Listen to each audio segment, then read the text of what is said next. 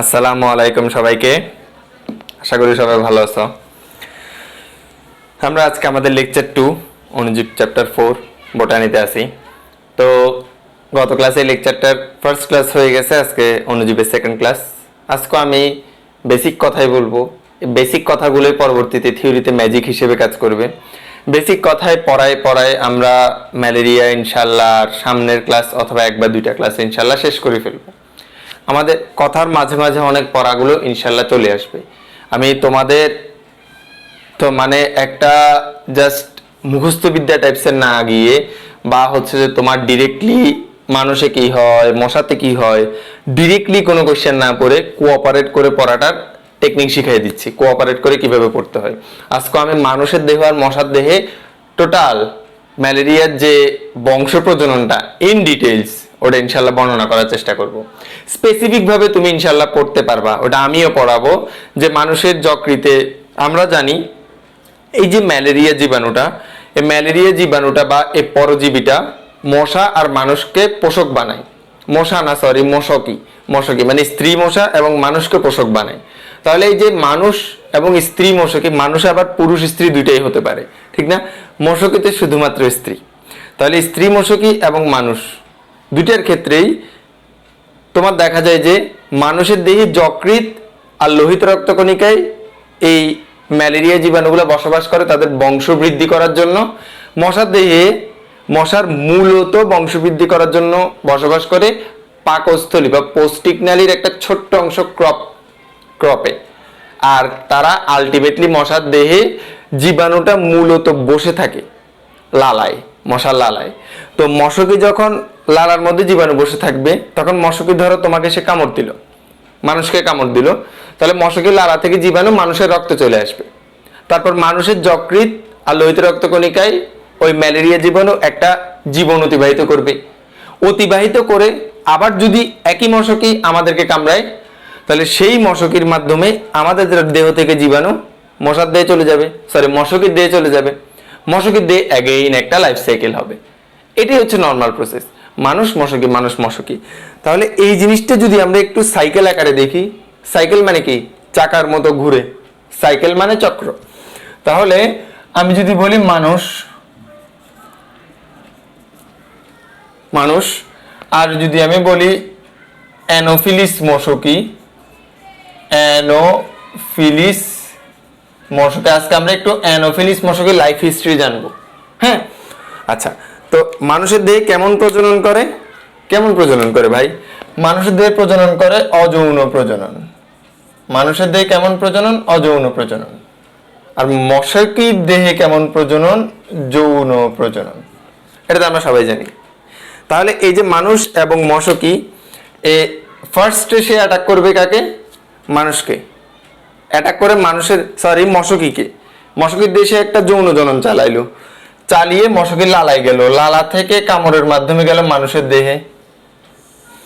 সে একটা অযৌন জনন চালাইলো, সে অযৌন জনন কমপ্লিট করে মানুষকে আবার মশা কামড় দিল, সে আবার চলে আসলো মশকির দেহে। মশকির দেহে যৌন জনন চালাইলো, শুক্রাণু ডিম্বাণুর মিলন ঘটাইলো। দেন আবার মশকির দেহ থেকে মশকির লালাই গেল, লালা থেকে মশকের কামড়ের মাধ্যমে আবার মানুষের দেহে। মানুষের দেহে কোন কোন জায়গাটাই গেল? দুইটা স্থানে সে গেল। একটা হলো মানুষের সে যকৃতে গেল, আরেকটা হলো সে মানুষের লোহিত রক্ত কণিকায় গেল।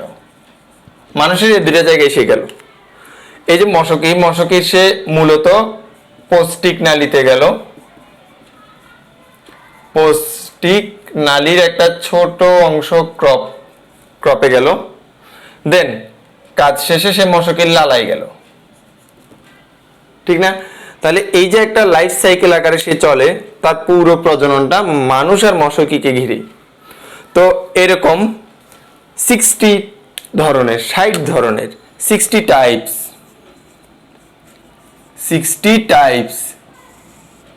60 ধরনের ম্যালেরিয়া জীবাণু বা প্লাজমোডিয়াম জীবাণু, 60 টাইপস প্লাজমোডিয়াম, 60 টাইপস প্লাজমোডিয়াম কোথায় আছে? পুরো পৃথিবীতে মানুষ ও স্তন্যপায়ীদের রোগ সৃষ্টি করার জন্য দায়ী। মানুষ ও স্তন্যপায়ীদের রোগ সৃষ্টি করার জন্য দায়ী 60 টাইপস প্লাজমোডিয়াম। এর মধ্যে মূলত এই 4টা টাইপস এর দ্বারা মূলত বেশিরভাগ ক্ষেত্রে রোগ হয়। 60 টাইপস দ্বারাও রোগ হয়, বাট এই 4 ধরনের দ্বারা বেশিরভাগ ক্ষেত্রে রোগ হয়, এজন্য আমরা এই 4টা টাইপস নিয়ে বেশি আলোচনা করে থাকি। ক্লিয়ার না? আচ্ছা, তো প্লাজমোডিয়াম কথাটা কই থেকে আসছে এটা তো নিশ্চয়ই জানো। প্লাজমোডিয়াম হচ্ছে যে প্লাজমোডিয়াম হচ্ছে একটা জেনাস। কি একটা জেনাস, গণ। এই গণের নামটা কেমনে আসলো? আমি তোমাদের গত ক্লাসে সেল ডিভিশন আকারে বুঝাইছিলাম যে ধরো একটা প্রাণীকোষ, ওই প্রাণীকোষটার মধ্যে কোষ বিভাজন যদি হয় তাহলে নরমাল মাইটোসিস বিভাজনের ক্ষেত্রে দুইটা ঘটনা ঘটে। ক্যারিওকাইনেসিস মানে নিউক্লিয়াসের বিভাজন, সাইটোকাইনেসিস সাইটোপ্লাজমের বিভাজন। যদি এমন হয় একটা প্রাণীকোষ সেখানে কোনো সাইটোকাইনেসিস হয় না, অনলি ক্যারিওকাইনেসিস হচ্ছে, মানে শুধু নিউক্লিয়াসেরই বিভাজন হচ্ছে, তখন সেই প্রাণীকোষটাকে আমরা বলে ফেলি প্লাজমোডিয়াম। তাহলে অবশ্যই শুধু নিউক্লিয়াসের বিভাজন হয় এই প্লাজমোডিয়ামে। তার মানে যদি শুধু নিউক্লিয়াস বিভাজিত হয়, তাহলে যদি আমি ধরি এটা একটা কোষ, তাহলে এই কোষের ভিতর শুধু নিউক্লিয়াসের বিভাজন। তাহলে ধরে নাও তোমার কাছে নিউক্লিয়াস ছিল, এর একটা নিউক্লিয়াস ছিল, এখন এই নিউক্লিয়াসটা শুধু নিউক্লিয়াসের বিভাজন, তাহলে নিউক্লিয়াসটা ভেঙে গেল, অনেক ছোট ছোট অনেকগুলো নিউক্লিয়াস তৈরি হইল না? আচ্ছা, এই দশাটা প্লাজমোডিয়ামের দেহে আছে। এই প্লাজমোডিয়াম নামকরণটা আসলে বহু নিউক্লিয়াস যুক্ত দশা থেকেই আসছে। এই যে অনেকগুলো নিউক্লিয়াসের একটা দশা, এই দশাটার নাম বহু নিউক্লিয়াস যুক্ত দশা, বা আমরা এটার আরেকটা নাম দিয়ে থাকি সাইজন্ট। এই সাইজন দশাটা প্লাজমোডিয়ামে থাকে বিধায় এর নামটা হয়েছে প্লাজমোডিয়াম। ক্লিয়ার না? এর 4টা প্রজাতি মানে স্পেসিস আমরা দেখি, ভিভ্যাক্স, ওভালি, ম্যালেরি, ফ্যালসিপেরাম। তার মধ্যে সবচেয়ে খারাপ প্রজাতি যেটা একটু মনে রাখবা, সবচেয়ে খারাপ প্রজাতি যেটা সেটা হচ্ছে প্লাজমোডিয়াম ফ্যালসিপেরাম। এফ দিয়ে ফ্যালসি, আবার এফ দিয়ে ফালতু, সবচেয়ে ফালতু, সবচেয়ে খারাপ প্রজাতি। ফালতু মানে খারাপ প্রজাতি হলো প্লাজমোডিয়াম ফ্যালসিপেরাম। Clear concept? আচ্ছা আসো, আমি তোমাদের মেসেজ কিন্তু দেখতেছি না, আমি পড়াইতেই আছি, সমস্যা নাই, ইনশাল্লাহ আমি দেখবো। তোমরা আমাকে কোশ্চেন করতে পারবা। কোশ্চেন করার আগে আমি আগে একটু কথাগুলো বলে ফেলি সবগুলো, হ্যাঁ? আচ্ছা আসি, তো মানুষ আর মশকিতে তো সব কাহিনী টাইনি হয়। এবার আসো, গত ক্লাসে বলছিলাম কেন অ্যানোফিলিস মশকি, তোমাদের মনে অনেকগুলো কোশ্চেন আসে এই ম্যালেরিয়া পড়াইতে গেলে। কোশ্চেনগুলো আগে থেকে আমি একটু সলভ করতে চাই। তোমাদের গত ক্লাসে বলছিলাম কেন অ্যানোফিলিস, শুধু অ্যানোফিলিস প্রজাতির মশকি কেন, সরি অ্যানোফিলিস গণের মশকি কেন, এডিস গণের মশকি হতে পারে না? আচ্ছা, তো এটা গত ক্লাসে আমি আনসার দিয়ে দিছিলাম, আমি গত ক্লাসের এটার একটা আনসার দিয়ে দিছিলাম কেন শুধু অ্যানোফিলিস গণ। তোমাকে যদি জেনাস বলি, দুইটা জেনাস, মশার দুইটা জেনাস সম্পর্কে জানো, মশার দুইটা গণ মানে জেনাস, জেনাস মানে গণ, গণ মানেই জেনাস, ঠিক না? আচ্ছা, গণ, মশার দুইটা গণ, দুইটা গণ কি কি আছে আমি তোমাদেরকে দেখাই দিই। দুইটা গণ হইল, একটা হলো ধরি আমি প্লাস মো ডি, সরি মশার দুইটা গণ, এটা তো ম্যালেরিয়ার গণ, অ্যানোফিলিস, অ্যানোফিলেস, এটা একটা গণ। আরেকটা গণ হতে পারে এডিস। এই গণগুলোর আন্ডারে অনেকগুলো প্রজাতি আছে, অনেকগুলো প্রজাতি আছে, যাই হোক। তো এখন কেন এটা, কেন এটা না, এর একটা ব্যাখ্যা আমি প্রিভিয়াস ক্লাসে দিছিলাম, শর্ট করে 30 সেকেন্ডে ব্যাখ্যাটা আবার একটু বলে দিই। যে অ্যানোফিলিস মশার যে ক্রপ, এই ক্রপের ভিতরে ম্যালেরিয়া জীবাণুটা সুন্দরভাবে বংশবৃদ্ধি করতে পারে। ম্যালেরিয়া, এই যে আমরা বলছিলাম ম্যালেরিয়া, ম্যাল মিন্স দূষিত, এরিয়া মিন্স এয়ার, তাহলে ম্যাল মানে দূষিত, এরিয়া মিন্স এয়ার, এয়ার মানে বাতাস, তার মানে এই যে ম্যালেরিয়া, এই ম্যালেরিয়া অ্যানোফিলিস মশার পৌষ্টিক নালীতে বংশবৃদ্ধি করে ভালোভাবে, যৌন জনন করে, যৌন জনন করে। মশকির দেহে ম্যালেরিয়া জীবাণু যৌন জনন। কিন্তু সেটা যদি এডিস গণের মশা ধরো, তাহলে এডিস গণের মশার পৌষ্টিক নালীতে বিশেষ এনজাইম থাকে। কি থাকে ভাই? বিশেষ এনজাইম থাকে। এই বিশেষ এনজাইমের কাজ কি? এই বিশেষ এনজাইমের কাজ হলো ওই ম্যাল এরিয়ার যে গ্যামিটোসাইটগুলো তৈরি হবে, মশকের ক্রপেই তো তৈরি হবে। তো এডিসের যে এনজাইম, সেই এনজাইমগুলো ম্যালেরিয়ার গ্যামিটোসাইটকে মেরে ফেলে। তাহলে যদি বিশেষ এনজাইম কি করে? ম্যালেরিয়া এর, আমি সহজ ভাষায় লিখি গ্যামেট। গ্যামেট মানে শুক্রাণু ডিম্বাণু একসাথে বুঝাচ্ছি। এই শুক্রাণু ডিম্বাণুকে একসাথে কি হবে? মেরে ফেলবে এর এই এনজাইমটা। সো এর দেহে আর হইতে পারবে না, হবে শুধু এর দেহে। এবার আসো অ্যানোফিলিস নিয়ে একটু ডিটেলস জানি। কয়টা গণ, কয়টা প্রজাতি, কিভাবে কি কি আসে, ক্লিয়ার না? আচ্ছা, এবার আসো আমরা অ্যানোফিলিস নিয়ে একটু ডিটেলসে জানবো।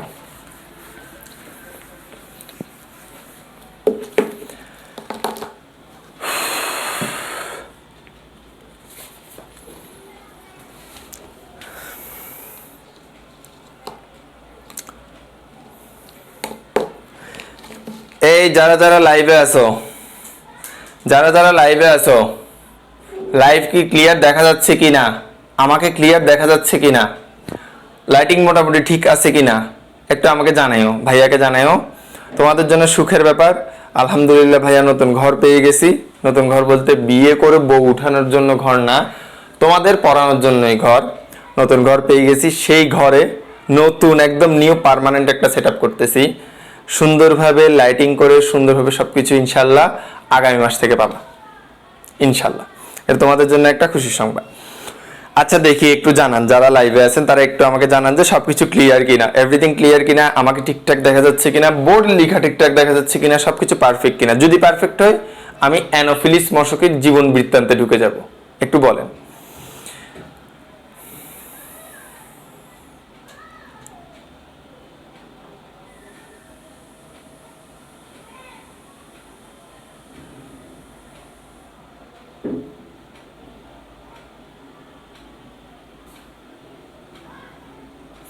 জিয়াউর রহমান রিফাত আটকাচ্ছে, ব্লার মনে হচ্ছে ভাইয়া। আমার মোবাইলে তেমন একটা ব্লার হচ্ছে না যদিও। আচ্ছা যদি লাইভে খুব বেশি ব্লার হয়, মানে খুব বেশি যদি প্রবলেম করে, তাহলে তুমি একটু নেটটা অফ করো আবার অন করো। আর যদি ওইটাতেও প্রবলেম করে তাহলে আমি রেকর্ডিং তো দিবই, রেকর্ডিংটা দেখতে পারবা। কারণ আমার মনে হচ্ছে আমার মোবাইলে ব্লার আসতেছে না। হ্যাঁ, আমার মোবাইলে স্মুথলি চলতেছে। জানি না, হয়তো তোমার ওখানে হয়তো ব্রডকাস্টে সমস্যা হচ্ছে বা নেটওয়ার্কের ঝামেলা হচ্ছে, যে কোনো একটা কিছু হবে।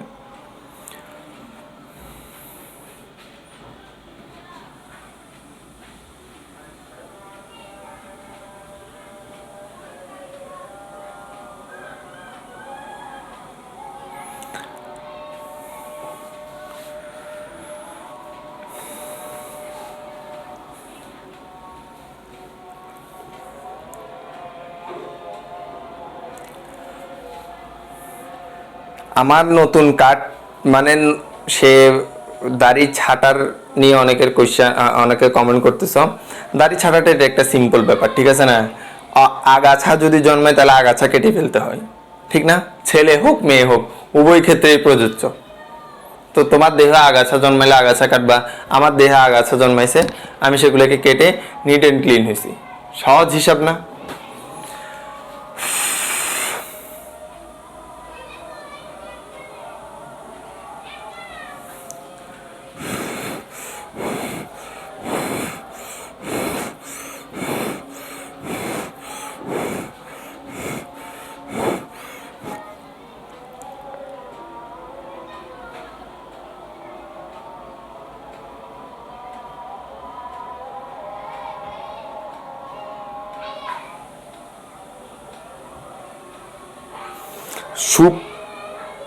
সুপর্ণা চৌধুরী তুলি, ভালো একটা কোয়েশ্চেন করছো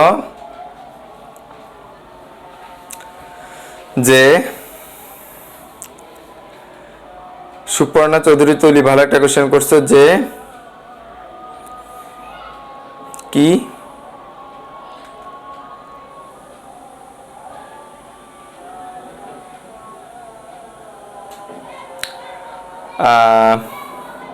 পর্যাবৃত্ত আর পর্যায়বৃত্তের মধ্যে পার্থক্য কি?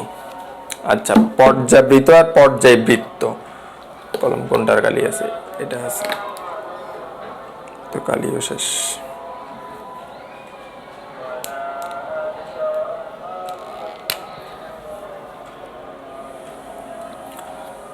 কোশ্চেন আনসার শুনবা। দেখো আমি তোমাদেরকে তোমরা যারা এই ক্যারি অন পেজ থেকে ক্লাস করতেছো, আমার পেইড স্টুডেন্টসরা প্লাস আমার যদি পেইড না হও তাহলে বাইরের স্টুডেন্টসরাও যারা হোক, যারা রেগুলার ওপেন গ্রুপে ক্লাস করে, যারাই হোক না কেন, ক্যারি অন পেজে যদি তুমি কোনো কোয়েশ্চেন করো বা মেসেজ দাও কিছু বুঝতেছো না, তাহলে সেটা অবশ্যই আমি আনসার করে দিই। আমি চেষ্টা করি রাত 12টার পরে বসে আনসার করে দিতে। ক্লিয়ার না? তো অনেকে আমার যে রেগুলার পেইড গ্রুপ আছে, রেগুলার লং কোর্স মানে ফুল কোর্সের যে গ্রুপটা, ওই গ্রুপটাতে অনেকে ব্লাড গ্রুপ রিলেটেড অনেক প্রবলেমে পড়ছিল। ব্লাড গ্রুপের কিছু ম্যাথ আছে, ওই ম্যাথগুলো রিলেটেড অনেক প্রবলেমে পড়ছিল। ওই প্রবলেমে পড়ার কারণে আমি ওটা নিয়ে পুরো একটা হোল ভিডিও বানাই, সেটা ইউটিউবে দিয়ে দিছি, তোমরা চাইলে দেখে নিতে পারো। পাবলিক করা আছে আমার ইউটিউব চ্যানেলে, পাবলিক করা আছে মডুলাস ইউটিউব চ্যানেলে পাবলিক করা আছে। যারা আমার চ্যানেলে এখনো সাবস্ক্রাইব করে নাই, মুমিন মুন্না সার্চ দিলে চলে আসবে, সাবস্ক্রাইব করে নিও, ঠিক আছে? ওখানে পাবলিক করা আছে ভিডিওটা। তো এটা জেনে নিলে তোমার জন্য একটা জিনিস ক্লিয়ার হয়ে যাবে যে তুমি পরীক্ষাতে ম্যাথ আসে, কিন্তু ব্লাড গ্রুপের ম্যাথ আসে। যারা শর্ট কোর্সের স্টুডেন্ট আছো, এইচএসসি 22 বা এইচএসসি 21 বা এইচএসসি 23, যারাই ক্লাস করতেছে এই ক্লাসটা, সবার ক্ষেত্রে এটা প্রযোজ্য যে ব্লাড গ্রুপ রিলেটেড ম্যাথ অনেকেই পারে না। আমি ওখানে খুব সুন্দর করে ডিটেলসে বুঝাই দিছি যে টোটাল ব্লাড গ্রুপ রিলেটেড কোনো ম্যাথ আসলে সেটা করবা। 2018 সালে পুরো বাংলাদেশে সেম কোয়েশ্চেন হয়েছিল, একই কোয়েশ্চেন হয়েছিল, ওখানে এই ম্যাথগুলো দিয়ে দিচ্ছে। সো যদি একই কোয়েশ্চেনে পুরো বাংলাদেশে কোয়েশ্চেন হয়, চিরাঙ্গুর তো দিবেই। চিরাঙ্গুর তো এক্সেপশনাল কোয়েশ্চেন করতে অভ্যস্ত, ঠিক না? সো যারা যারা কিছু বুঝবা না বা কোনো ধরনের সমস্যায় পড়বা, আমার এই পেজের মেসেজ অপশনে গিয়ে মেসেজ দিতে পারো। আমি রাতের 12টা পরে বসে সুন্দর করে আনসার দেওয়ার চেষ্টা করবো ইনশাআল্লাহ। আচ্ছা, এবার আসো তুলির কোশ্চেনটার আনসার দিয়ে আমি। তুলি আমাকে কোশ্চেন করছে যে পর্যায়বৃত্ত আর পর্যাবৃত্ত মানে কি। পর্যায়বৃত্তটা আমার টার্ম না, পর্যায়বৃত্তটা ফিজিক্স বা কেমিস্ট্রিতে সরল দোলক রিলেটেড বা ছন্দময় কোনো গতি রিলেটেড একটা টার্ম। তাও আমি এটা আনসার করে বলতেছি, পর্যাবৃত্ত একটা টার্ম, আরেকটা টার্ম তোমরা পাইছো পর্যায়বৃত্ত। পর্যায়বৃত্ত, অনুপম পর্যাবৃত্তজর, তোমরা এই লাইনটাই পাইছিলা, ঠিক না? ইউনিক পেরিয়ডিক ফিভার, ইউনিক তোমরা একটা লাইন পাইছিলা, আমি গত ক্লাসে লিখে দিছিলাম, ইউনিক পেরিয়ডিক ফিভার, অনুপম পর্যাবৃত্ত জ্বর, অনুপম পর্যাবৃত্ত জ্বর। এই জিনিসটা মিনিং কি? ম্যালেরিয়ার লক্ষণ বললে আমি ইনশাল্লাহ বলে দিব, তার ছোটখাটো একটা পার্থক্য বলে দিই। ম্যালেরিয়ার যে জ্বরটা, এটা একটা জ্বর, পর্যাবৃত্ত দ্বারা বোঝানো হচ্ছে এটা একটা জ্বর। আচ্ছা, আজান দিচ্ছে, আমি এটা আনসারটা আজানটা শেষ হওয়ার পরে দিই। হ্যাঁ, আজানটা এখন পড়তেছে, আজানটা শেষ হোক তারপর আনসারটা দিব।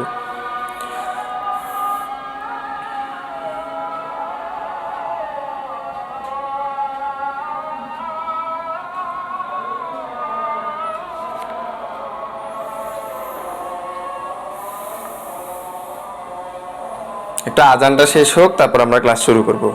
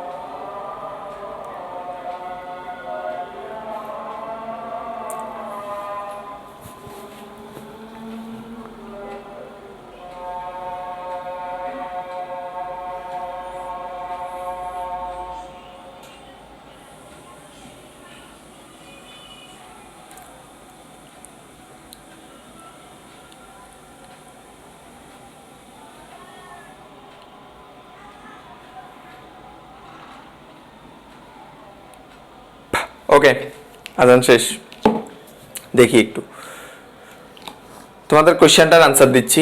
পর্যাবৃত্ত আর পর্যায়বৃত্ত দুটো পার্থক্য দেখো। পর্যাবৃত্ত টার্মটা একটু লং টার্ম, শব্দটা ছোট, অর্থটা বড়। পর্যায়বৃত্ত শব্দটা বড়, অর্থটা ছোট। কেমন? দুইটাই সাইক্লিক। সাইক্লিক মানে চক্রাকার, দুইটাই সাইক্লিক। সাইক্লিকের বাংলা কি? চক্রাকার। ক্লিয়ার না? আচ্ছা, আসি এবার একটু খেয়াল করব।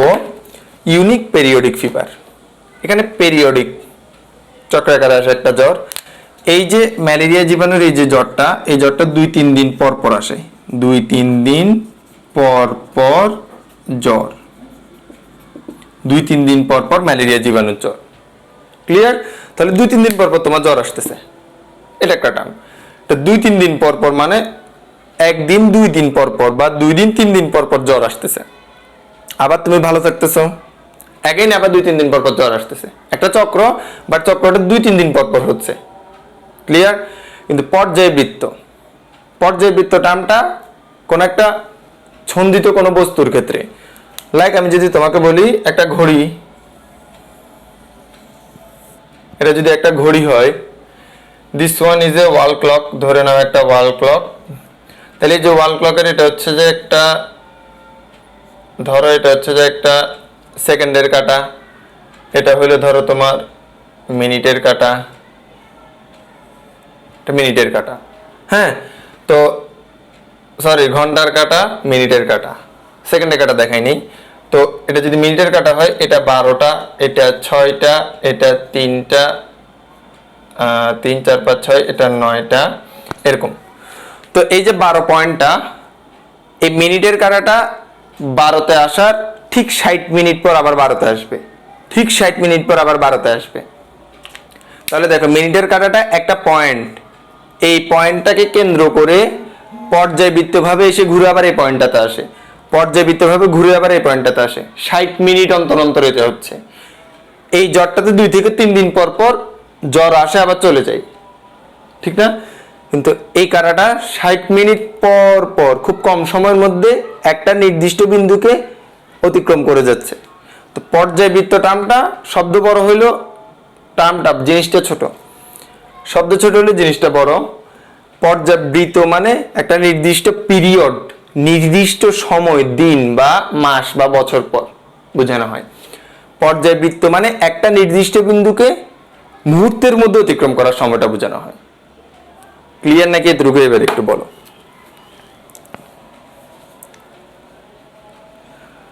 এই যে কোশ্চেন করছিলে সে ক্লিয়ার? ক্লিয়ার হইলে সামনে আগাবো, পড়া অনেক বাকি আছে। কিন্তু যে কোশ্চেন করছো সে ক্লিয়ার কিনা একটু জানাও, জানাইলে সামনে আগাবো।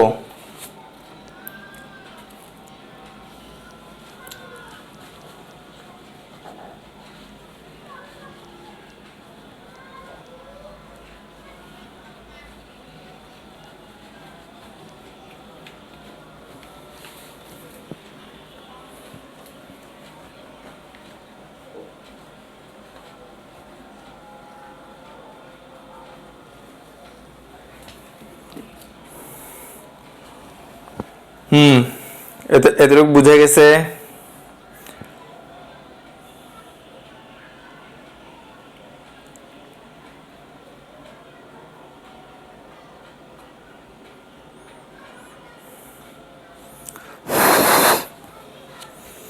আসো এইবার আমরা একটা জিনিসের সামনের দিকে আগে। তোমাদের অনেকে কোশ্চেন আছে, ভাইয়া কেন হাতে ফু দেন? এটা কিছু জিনিস মানুষের হিস্ট্রি থেকে যাইলে, এবারে কিছু জিনিস মানুষের আনসলভ থেকে যাইলেই ভালো না, সব জিনিস জানতে হয় না, কিছু জিনিস না জানলেও চলে, ঠিক না? একটা জিনিস না জানো তাহলে আস্তে আস্তে ক্লাসের প্রতি আগ্রহ বাড়বে। হ্যাঁ, এটা মিস্ট্রি থাক, কিছু জিনিস মিস্ট্রি থাকাই বেটার। মিস্ট্রি পরবর্তীতে সৃষ্টি করে হিস্ট্রি। আচ্ছা আসি তাহলে, এবার আসো।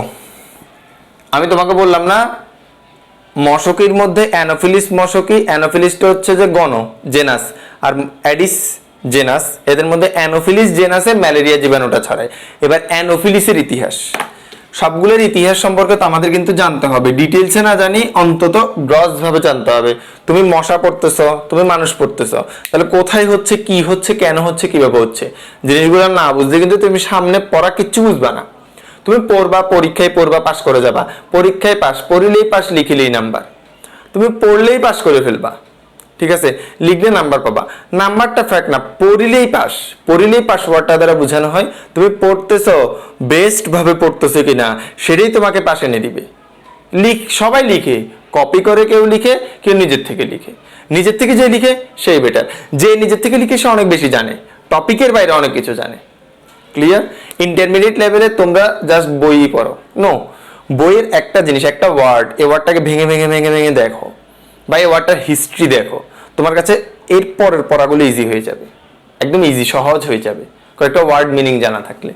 আসি এইবার আমরা এখানে অ্যানোফিলিস মশা নিয়ে একটু আলোচনা করব। অ্যানোফিলিস মশকি, তাহলে অ্যানোফিলিস মশক নিয়ে আমাদের একটু ইন ডিটেইলসে আলোচনা হবে। হ্যাঁ, অ্যানোফিলিস মশকি আসে দেখি আমরা।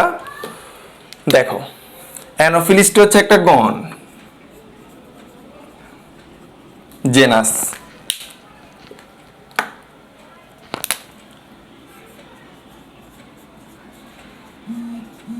এটা একটা গণ। এই অ্যানোফিলিস মশকের প্রজাতি আছে, এই গণের আন্ডারে প্রজাতি আছে 460টি। কয়টি? 460টি। এই 460টি প্রজাতির মধ্যে 100 প্রজাতি, 460টি প্রজাতি, এর মধ্যে 100 প্রজাতি কি করে? ম্যালেরিয়া রোগ করে। ম্যালেরিয়া রোগ করে। 100 প্রজাতি ম্যালেরিয়া রোগ করে, মানে ম্যালেরিয়া 100 প্রজাতির দেহে বাসা বানায়। আচ্ছা, এর মধ্যে 30 থেকে 40 প্রজাতি এন্ডেমিক এরিয়ায়, এন্ডেমিক এলাকায় ম্যালেরিয়া করে। দেখো, এখানে অনেকগুলো জানার জিনিস আছে, যেমন তুমি যে মশাটা নিয়ে পড়বা, ম্যালেরিয়া যে মশার দেহে বাসা বাঁধে, সে মশা নিয়ে একটু ডিটেলসে জানি। অ্যানোফিলিস নামটাই হচ্ছে যে একটা গণের নাম, মানে এই মশাগুলোর গণ, জেনাসের নাম। ওই জেনাসের আন্ডারে প্রজাতি আছে 460টি, 460। ওই 460টি প্রজাতির মধ্যে 100টা প্রজাতি সাধারণত ম্যালেরিয়া রোগ করে। তার মানে ম্যালেরিয়া যে প্যারাসাইট, মানে জীবাণুটা আছে, ওটা 100টা অ্যানোফিলিস মশার প্রজাতির ক্রপে গিয়ে যৌন প্রজনন করাইতে পারে। ক্লিয়ার? এই 100টা প্রজাতির মধ্যে 30 থেকে 40টা প্রজাতি আছে যারা এন্ডেমিক এরিয়ায় ম্যালেরিয়া করে। এবার তোমার কাছে একটা কোশ্চেন অবশ্যই এখানে চলে আসবে, এন্ডেমিক এলাকা বলতে কি বোঝায়? এবার আমরা এলাকা নিয়ে একটা ক্লাসিফিকেশন করি। এলাকা, এরিয়া, ঠিক আছে? এরিয়া আছে, যেমন সবারই নিজস্ব এরিয়া আছে, নিজের এরিয়ায়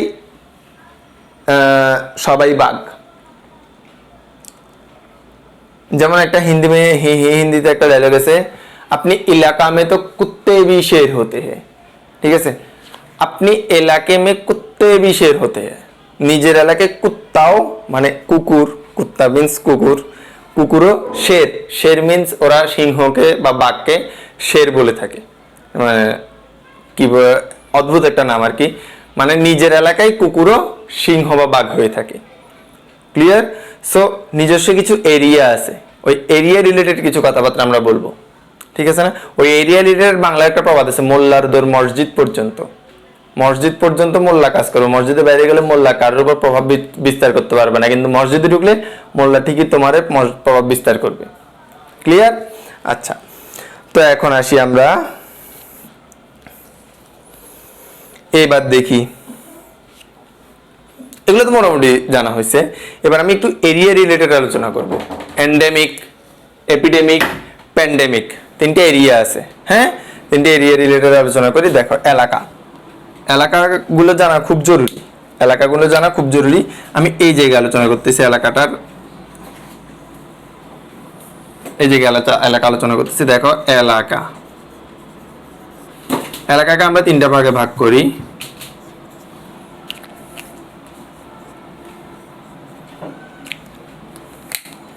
প্রথম এলাকার নাম হলো এন্ডেমিক, দ্বিতীয় এলাকার নাম হলো এপিডেমিক, তৃতীয় এলাকার নাম হলো প্যান্ডেমিক। হ্যাঁ, তাহলে এন্ডেমিক, এপিডেমিক, প্যান্ডেমিক। ওকে, আচ্ছা এইবার আসি এন্ডেমিক মানে কি, এপিডেমিক মানে কি, প্যান্ডেমিক মানে কি। ওয়ার্ডগুলো বুঝলে এই এন্ডেমিক এলাকা মিনিংটা তুমি বুঝে যাবা, অটোমেটিক্যালি বুঝে যাবা। আচ্ছা এবার আসি একটু আলোচনা করি। এন্ডেমিক, কোভিড-19 কি, কোভিড-19। তাহলে তোমাকে যদি আমি বলি COVID-19, কোভিড-19, এই যে কোভিড-19টা, এটাকে যদি একটু ভাঙা তাহলে কি কি আসবে? CO means corona, VI means virus, VI means কি, virus, D means disease, is মানে সহজ, ডিজ মানে সহজ না মানে রোগ। 19 সালে আসছে এই যে কোভিড-19 বা করোনা ভাইরাস ডিজিজ। এই করোনা ভাইরাস ডিজিজটা নিয়ে হিস্ট্রিটা বলবো। করোনা ভাইরাস ডিজিজ নিয়ে আমরা ইনশাল্লাহ হিস্ট্রি বলবো।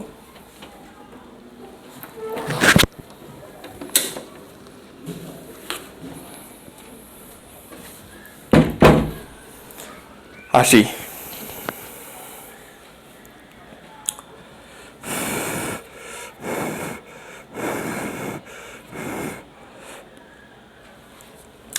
দেখি এন্ডেমিক।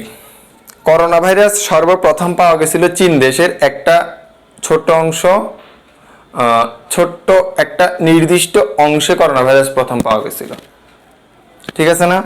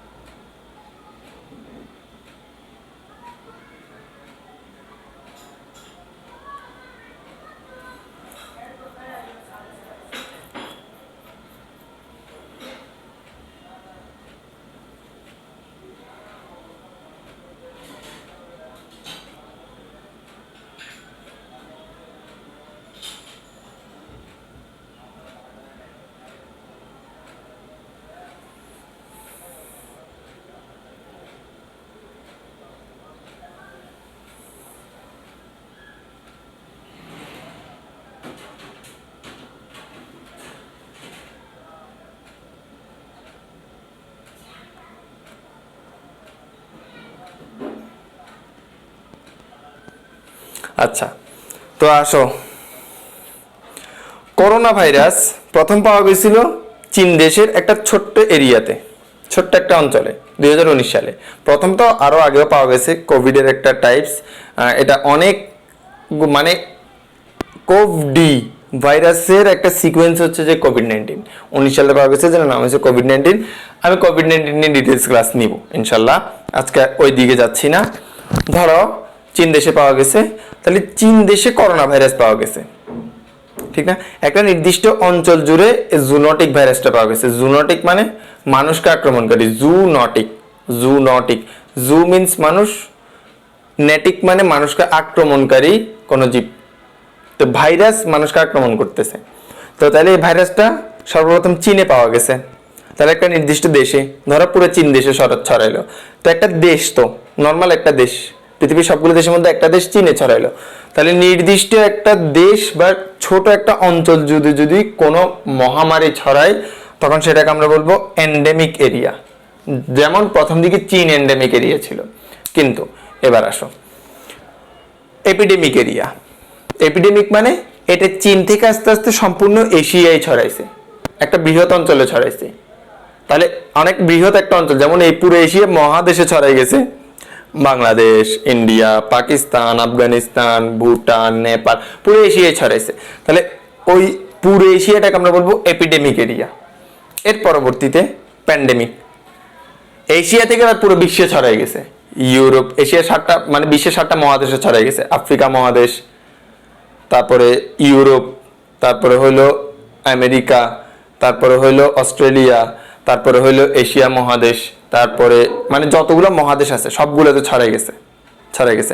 তো হোল ওয়ার্ল্ড ছড়াই গেলে সেটাকে আমরা বলি প্যান্ডেমিক।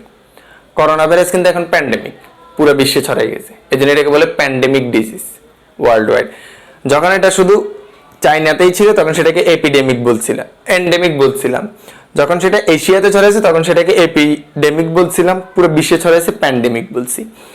তো এরকম ম্যালেরিয়াও এন্ডেমিক, যেমন নির্দিষ্ট এন্ডেমিক এরিয়া কোনটা, ধরো বাংলাদেশে ম্যালেরিয়া হয়, বাংলাদেশের পাহাড়ি অঞ্চল হিল ট্র্যাক্সে ম্যালেরিয়া হয়, তাহলে ওই পাহাড়ি অঞ্চলটা একটা এন্ডেমিক এরিয়া। যদি ম্যালেরিয়া পুরো বাংলাদেশে ছড়ায় বা পুরো এশিয়াতে ছড়ায়, এপিডেমিক এরিয়া। যদি ম্যালেরিয়া পুরো বিশ্বে ছড়ায়, প্যান্ডেমিক এরিয়া। মানে প্যান্ডেমিক এরিয়াতে ম্যালেরিয়া ছড়াইছে। তাহলে রোগ ছড়ানোর ক্ষেত্রে এরিয়াকে 3 ভাগে ভাগ করা হয়। এবার বুঝছো কিনা একটু বলি, একটু রেসপন্স করি।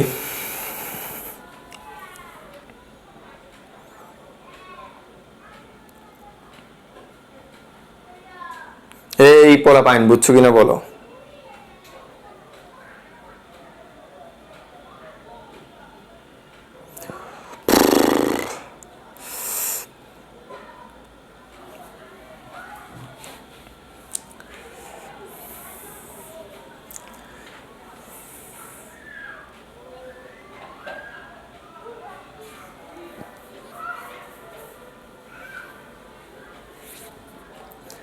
তাহলে আমি আরেকবার ছোট্ট করে একবার বলে দিই, এই অ্যানোফিলিস মশকি এটা একটা জেনাস।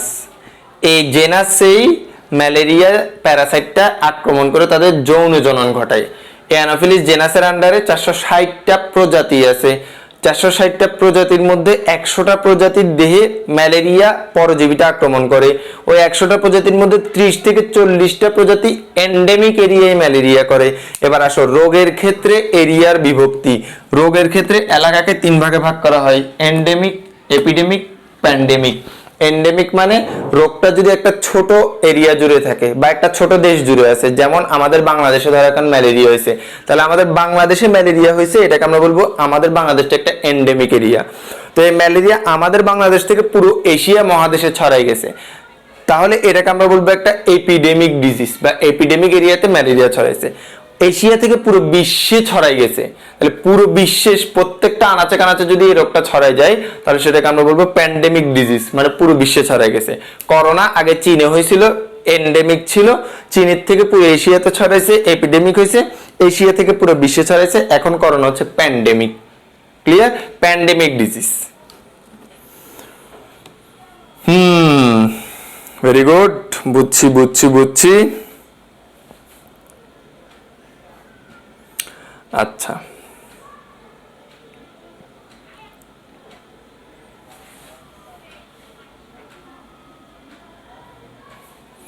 আচ্ছা, মিনিংস গুলো নিচে লিখে দেন।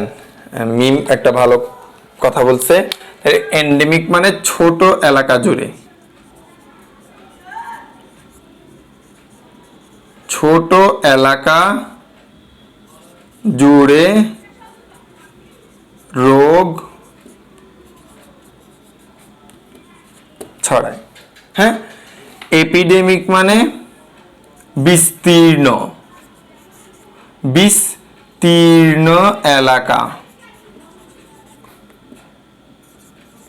জুড়ে রোগ ছড়ায়। আর প্যান্ডেমিক মানে পুরো বিশ্ব জুড়ে রোগ ছড়ায়। এতটুকু বুঝছো কিনা? হ্যাঁ, এই অ্যানোফিলিস মশার হিস্ট্রি শেষ। এবার অ্যানোফিলিস মশার কোথায় করে? অ্যানোফিলিস মশার ক্রপ এসে বংশবৃদ্ধি করে। কেমন প্রজনন? যৌন প্রজনন। আচ্ছা, আমি আস্তে আস্তে সামনের দিকে আগাচ্ছি। কেন আমি আস্তে আস্তে? তোমাদের মেইন পড়ায় ঢোকার আগে যেন হোল গ্রস একটা বেসিক আইডিয়া ম্যালেরিয়া নিয়ে হয়ে যায়, কোশ্চেন আসলে আনসার করতে পারো, এভাবে ক্রিয়েট করে দিচ্ছি। এরপরে ওয়ে তুমি খুব ইজিলি পেয়ে যাবা, ওয়েটা ক্রিয়েট করে দিচ্ছি আমি, ঠিক আছে না? একটা কথা সবসময় মনে রাখবা, স্যার যদি তোমাকে সব কিছু হুবহু রেডি করে দেয়, যেমন এই যে তোমাদের অ্যাসাইনমেন্ট হয়েছিল 4 সপ্তাহ ধরে, এখন আর হচ্ছে না। HSC 21 SSC 21 দুইজনেরই, দুই গ্রুপের অ্যাসাইনমেন্ট হচ্ছে। সো আমি অ্যাজ এ স্যার আমি বায়োলজির অ্যাসাইনমেন্টটা তোমাকে ওয়েটা বলে দিব কিভাবে করবা, আমি সব কিছু প্রসেস ভিডিও আকারে দেখাই দিব। তোমাদের দেখাতে পারি না, যদিও তোমাদের বায়োলজি অ্যাসাইনমেন্ট দেয় নাই, এই কারণে দেখাইনি। ওকে, তোমাদের দিলে তোমাদেরকে ওয়েটা বলে দিয়ে একটা ভিডিও তোমাদেরকে দিব, হয় লাইভ ক্লাস না হয় রেকর্ডিং ক্লাস। কিন্তু এর পরেও অনেকগুলো কোয়েশ্চেন আসে, সেই কোয়েশ্চেনগুলো আসলে সৃজনশীলতার কোয়েশ্চেন। অনেকের কোয়েশ্চেন আমি ইচ্ছা করে অ্যাভয়েড করি। কেন অ্যাভয়েড করি জানো? কারণ তুমি এই জিনিসগুলো যদি পারো, ওই অ্যাসাইনমেন্টের মধ্যে এমন কিছু শিখার আছে যেটা তোমার বোর্ড এক্সামে কাজে লাগবে। বাই চান্স বোর্ড এক্সাম হলে তুমি কিন্তু না হলে ধরা খাবা। অ্যাসাইনমেন্টের মধ্যে শিখার অনেক জিনিস দিছি, তো তুমি ওই সৃজনশীলতাটাও আমার থেকে জিজ্ঞেস করতেছো। আমি তোমাকে বলে দিছি, ধরো আমি তোমাকে বলে দিলাম 1 থেকে 10 পারো, তুমি বললা পারি, 1 2 3 4 5 6 7 8 9 10। আচ্ছা আমি তোমাকে বলে দিলাম 5 5 যোগ করলে কত হয় পারো, তুমি বললা 10। আমি তোমাকে শিখিয়ে দিলাম 20 20 যোগ করলে কত হয় 40। তোমাকে এবার আমি করতে দিলাম 50 50 যোগ করলে কত হয়। তুমি 1 থেকে 10 পারলে 50 50 যোগ করলে কত হয় এটা তুমি ইজিলি পারবা। তাও যদি তুমি এটা থেকে রেডিমেড আমার থেকে আনসার চাও, তখন আমি আর কিন্তু আনসার দেবো না। এটা হচ্ছে মূল কথা। সৃজনশীলতাটাকে মারার ইচ্ছা আমার নাই, ওটা তোমার মধ্যে থাকুক, তোমার মধ্যেই থাকুক। কোনো সাবজেক্টেই সৃজনশীলতাকে মারবা না, কারণ তোমাদের যুগটা সৃজনশীলতারই যুগ। এই ইন্টারমিডিয়েট থেকে উঠার পরে যখন ভার্সিটি লেভেলে যাবা বা অ্যাডমিশন লেভেলে যাবা, অ্যাডমিশনের পরে ভার্সিটি লেভেলে উঠবা, দেখবা টোটালি সৃজনশীলতার কম্পিটিশন। টোটালি একটা ভার্সিটিতে যদি উঠো, ভার্সিটির এক্সামগুলোতে একজন আরেকজনের থেকে খুব ভালো কম্পিটিশন করে, সৃজনশীলতা অ্যাপ্লাই করে করে ভালো করে কম্পিটিশনের দুনিয়ায় পড়লে সৃজনশীলতাটা কাজে লাগবে। সো ফার্দার ওয়ার্ল্ডের জন্য বা ফার্দার এডুকেশনের জন্য এখন এটাকে কাজে লাগাও। মনে করিও না যে এখন স্যারের থেকে হুবহু দেখি লিখে দিলে ফুল মার্কস পাইয়ে গেছি, হ্যাঁ ইন্টার A+ পাই গেছি। ইন্টার A+ পাইও ভার্সিটি লেভেলে যাইও অনেকে ধোকা খেয়ে রিডিউস হয়ে ডাউন হয়ে ঘরে বসে যায়, অনেক হিস্ট্রি আছে। ওইরকম এক্সাম্পল হইও না।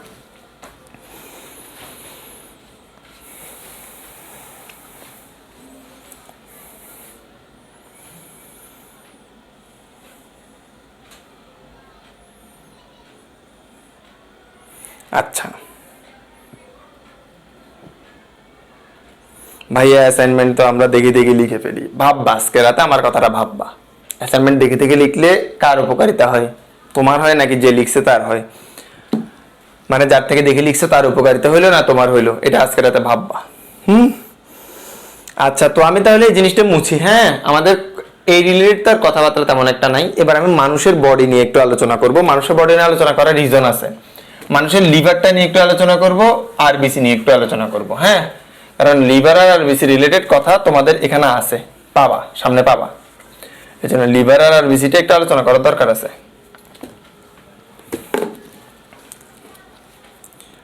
আচ্ছা আসো তাহলে, মানব দেহে কোথায় কোথায় ম্যালেরিয়া জীবাণু অযৌন প্রজনন করে দেখি, বলো আমাকে কমেন্টে জানাও।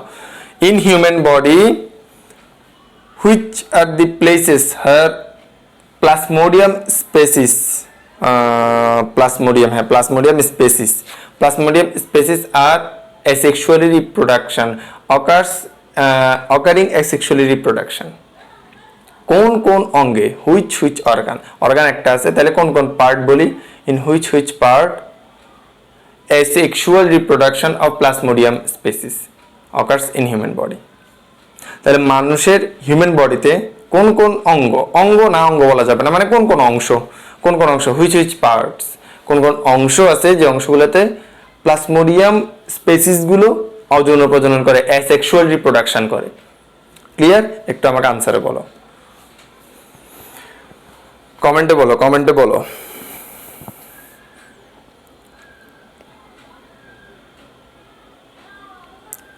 Very good Shahzadi, Nasrin, Umme.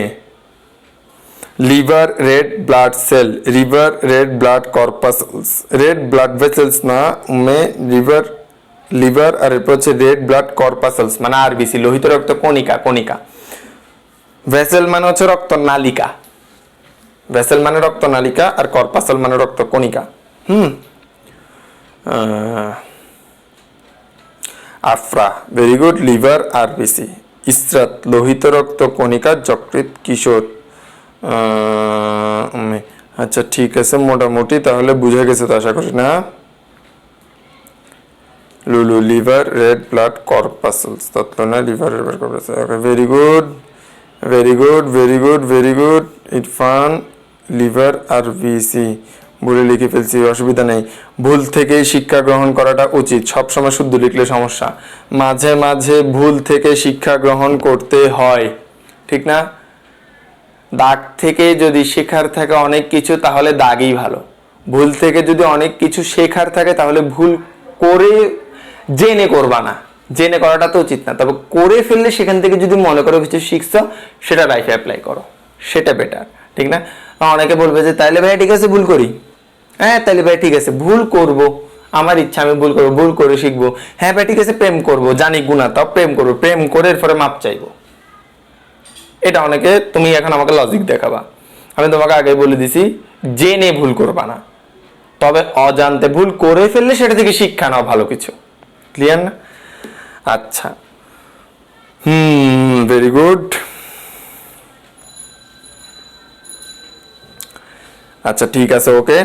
তাহলে একটু সামনের দিকে আগায়, আর বেশিক্ষণ কথা বলে ফেলতেছি। এবার আসো ইন হিউম্যান বডি। হিউম্যান বডিতে কিছু কাহিনী দেখাবো। আমার থেকে নীল কলম আর লাল কলম লাগবে, সবুজ কলম লাগবে। একটু মানুষের লিভারটা তোমাদেরকে দেখাতে হবে, না দেখলে তোমরা বুঝবা না এখানে কি কাহিনী হচ্ছে।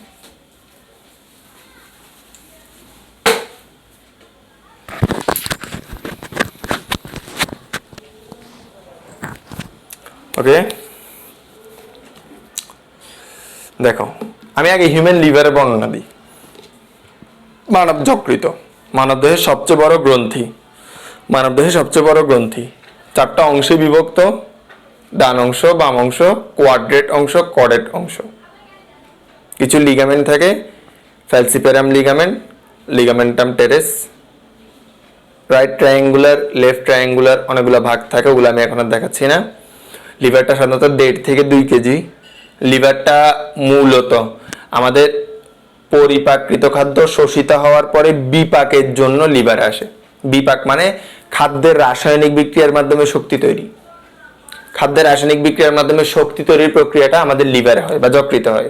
দেহের সবচেয়ে বড় গ্রন্থি 4টা অংশে বিভক্ত: ডান অংশ, বাম অংশ, কোয়াড্রেট অংশ, কর্ডেট অংশ। আমি একটু লিভারের বর্ণনাটা আগে তোমাদেরকে একটু দেই। হ্যাঁ, লিভারের দৈহিক গঠনটা আগে একটু জানো, তাহলে তুমি ইজি হবে জিনিসটা বুঝা।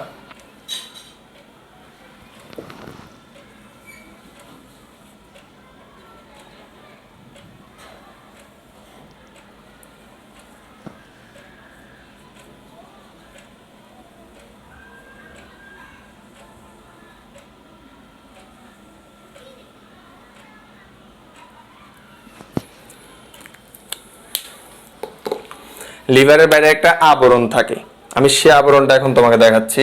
ধরো এটা হচ্ছে লিভারের বাইরের একটা আবরণ।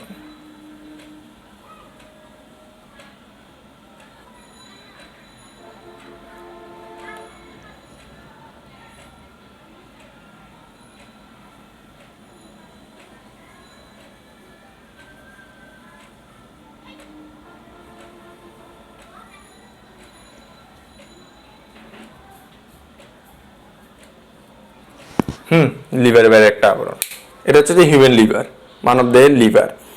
আচ্ছা, তো এই লিভার কোথায় থাকে ভাই? এই লিভার হচ্ছে যে, যদি আমি একটা হিউম্যান বডি তোমাকে এঁকে দেখাই, তাহলে যদি এটা আমার হয় একটা হিউম্যান বডি,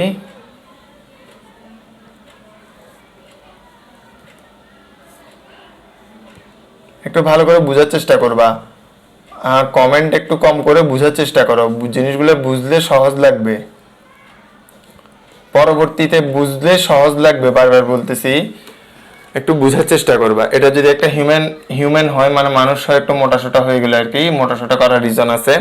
তাহলে তোমার মানুষের বক্ষ গহ্বর আর উদর গহ্বরকে ভাগ করে একটা পর্দা, যার নাম হচ্ছে ডায়াফ্রাম। এটা ডায়াফ্রাম বা মধ্যচ্ছদা বলি। মধ্যচ্ছদা মাঝখান দিয়ে ছেদ করে, মধ্য মানে দেহের মধ্য অংশকে ছেদ করে, ছদা, মধ্যচ্ছদা বা ডায়াফ্রাম। এই ডায়াফ্রামের উপরে হচ্ছে যে বক্ষ গহ্বর, তাহলে তোমাকে যদি বলে ডায়াফ্রামের উপরে কি, তাহলে সহজ কথা ডায়াফ্রামের উপরে হবে বক্ষ গহ্বর। আর যদি তোমাকে আমি বলি ডায়াফ্রামের নিচের কি, ডায়াফ্রামের নিচে হলো উদর গহ্বর। ক্লিয়ার? তাহলে এই যে উদর গহ্বর লিখলাম, এই উদর গহ্বরের ডান দিকে, দেহের বাম দিক কোনটা, যদি আমি এখন এভাবে দাঁড়াই তাহলে এটা হচ্ছে আমার বাম হাত, এটা হচ্ছে আমার ডান হাত। তাহলে ডান দিক হচ্ছে এই পাশেরটা, বাম দিক হলো এই পাশেরটা। ডান দিক বাম দিক, ডান দিক বাম দিক। ক্লিয়ার না? তাহলে এই অংশটা ডান দিক। তাহলে এই যে আমার ডান দিকে এই জায়গায় আমি দেখাই, এটাই হলো আমার লিভার, এটাই হলো আমার লিভার। বক্ষ গহ্বরের নিচে মানে উদর গহ্বরে অবস্থিত, ডায়াফ্রামের নিচে দেহের সবচেয়ে বড় গ্রন্থি। কি? দেহের সবচেয়ে বড় গ্রন্থি এটা, এটা একটা গ্রন্থি। এক নাম্বার সবচেয়ে বড় গ্রন্থি। 2 নাম্বার, 3 নাম্বার টার্ম যেটা বলবো, 4টা অংশ আছে। কয়টা অংশ আছে? আচ্ছা 150 থেকে 200 গ্রাম, এটাও লিখে দিই। 150 থেকে 200 1,500 থেকে 2,000 গ্রাম, বা 1.5 থেকে 2 কেজি, বা 1.5 থেকে 2 কেজি, 1.5 থেকে 2 কেজি। এরপরে 4 অংশ। কয়টা অংশ? 4টা অংশ। আমি 4টা অংশ একটু তোমাদেরকে ভাগ করে দিই। ডান অংশ, এটা ডান অংশ, বাম অংশ, এই ছোট অংশটা বাম অংশ। এখানে কিছু লিগামেন্ট থাকে, ধরে নিচ্ছে আমি এখানে একটা লিগামেন্ট আছে, আমাদের এখানে একটা লিগামেন্ট আছে, লিগামেন্টটা ভাগ করে, এখানে একটা লিগামেন্ট আছে। হ্যাঁ, লিগামেন্টের নাম ফ্যালসিপেরাম। আমি এখন আর ডিটেইলসে যাচ্ছি না। তারপরে ছোট ছোট দুটো অংশ আছে বাম অংশকেই, বাম অংশের মধ্যে ছোট ছোট দুইটা ভাগ আছে, কোয়াড্রেট, আর একটা হলো কডেট। তাহলে 4টা অংশ আছে। সবচেয়ে বড় অংশ কোনটা? নিশ্চয়ই বুঝতে পারতেছি, ডান অংশটা। তাহলে সবচেয়ে বড় কোনটা? সবচেয়ে বড় অংশ হলো ডান অংশটা, বামের থেকে। এই যে বাম অংশটা বামের থেকে 6 গুণ বড়। এটা মেডিকেল অ্যাডমিশন কোশ্চেনে আসে এবং আসছে। লিভারের সবচেয়ে বড় অংশ কোনটি? এই কোশ্চেনটা মেডিকেল অ্যাডমিশন টেস্ট 2016-17 পুরো বাংলাদেশে আসছে। আচ্ছা, তাহলে এটা আশা করি সবাই বুঝছো। আমি একটু লিভারের বর্ণনা দিচ্ছি আর কি। তো এই যে লিভার, এই লিভারের 2টা নালিকা নামে। আমি লিভারের 2টা নালিকা তোমাদেরকে দেখাই। ধরো এখান দিয়ে লিভারের 2টা নালিকা নামতেছে, এটা একটা লিভারের ডান নালিকা, এটা ধরো লিভারের বাম নালিকা। নালিকাগুলো এখান দিয়ে নামলো। এই যে লিভারের নালিকার সাথে এই জায়গায়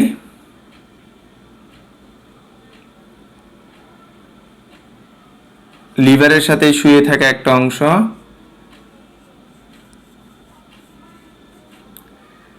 এই অংশটাকে আমরা কি বলবো?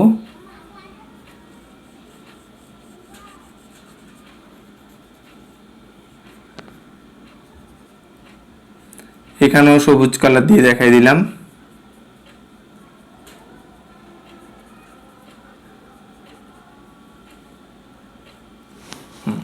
আচ্ছা, ওকে, ভেরি গুড। তাহলে এই যে একটা নালিকা নামলো, এই নালিকাটা একটা থলির সাথে এসে অ্যাড হইলো। এই থলিটা আবার নিচের দিকে নামলো, নালিকাটা আবার নিচের দিকে নামলো। ওকে, বাহ, ভালো কথা।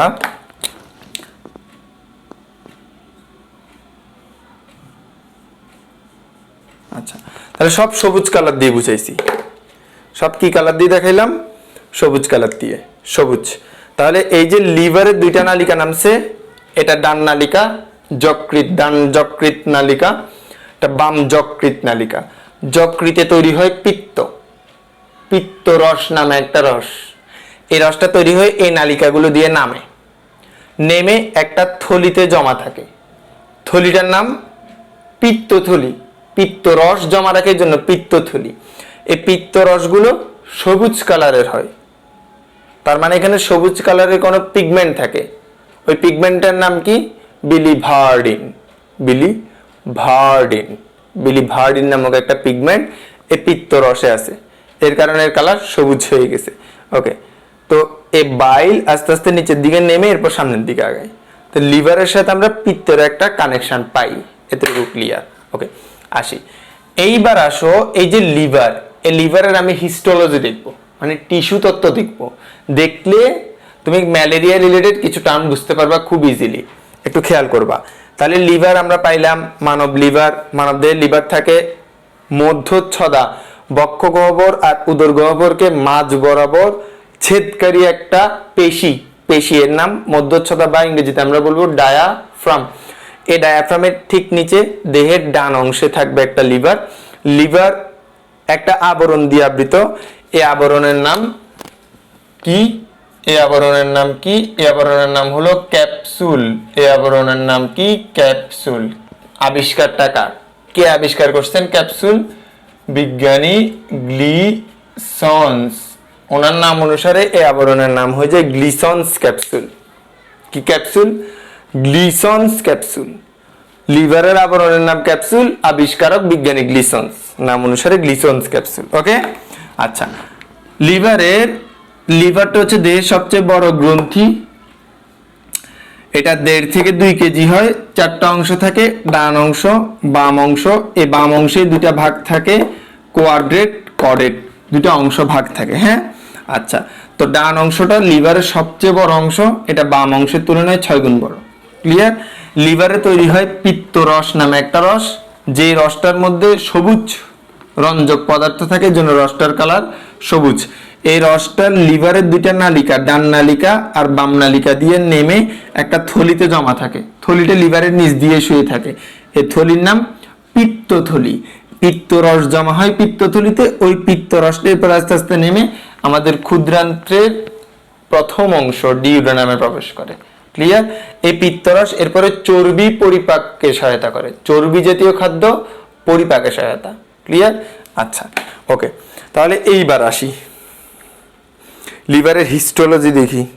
কি দেখবো? লিভারের হিস্টোলজি। আচ্ছা, এতটুকু পর্যন্ত সবাই বুঝছেন কিনা একটু আমাকে বলেন। আগে এতটুকু সবাই বুঝছেন? কোনো কনফিউশন?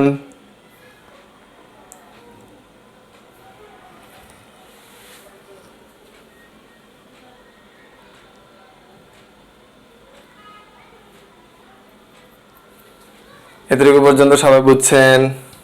Any confusion?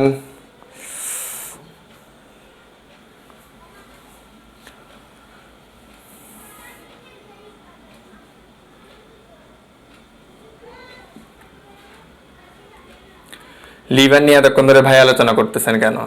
প্রত্যেকটা জিনিসের রিজন আছে, বুঝবা, বুঝবা, আমার আলোচনার রিজনটা বুঝবা। আমি তোমাকে আলোচনার রিজনটা কিছুক্ষণ পরেই দেখাই দিচ্ছি।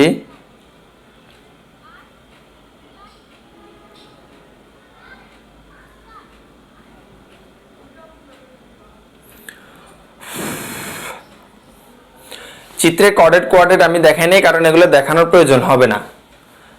চিত্রে কর্ডেট কোয়াড্রেট দেখানো যায় না। আমরা যখন বাস্তব লিভার পড়ি তখন আমরা কর্ডেট কোয়াড্রেট আইডেন্টিফাই সাধারণত করি না, কারণ কর্ডেট কোয়াড্রেট ডান লিভারের একটা সামনের দিকে থাকে, একটা পিছের দিকে থাকে। এখন আমি যদি এটা সামনের ভিউ দেখাই তাহলে এই অংশে কোয়াড্রেট থাকবে, আমাকে আবার পিছন দিকে আঁকতে হবে, তাহলে এই অংশে কোয়াড্রেট থাকবে। সো আমরা চিত্রে এগুলো দেখাই না, আমরা জাস্ট চিত্রে ডান অংশ আর বাম অংশটাই দেখাই। ক্লিয়ার?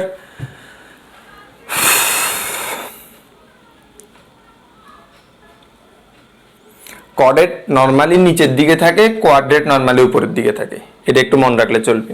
বাম অংশের উপরের দিকে কোয়াড্রেট, ধরো এই অংশটা, এখানে একটা ভাগ আর এখানে একটা ভাগ, এই অংশটাতে কর্ডেট। আচ্ছা, ওকে, এবার আমি লিভারের হিস্টোলজিটা একটু দেখি। আমি লিভার নিয়ে অনেক কথাবার্তা বলতেছি, একটু হিস্টোলজিটা দেখার দরকার আছে। হিস্টোলজি না দেখলে হিস্ট্রি মেক্স মিস্ট্রি। হিস্টোলজি মানে টিস্যু তত্ত্ব। হিস্টোলজি মানে কি? হিস্টোলজি মানে কি?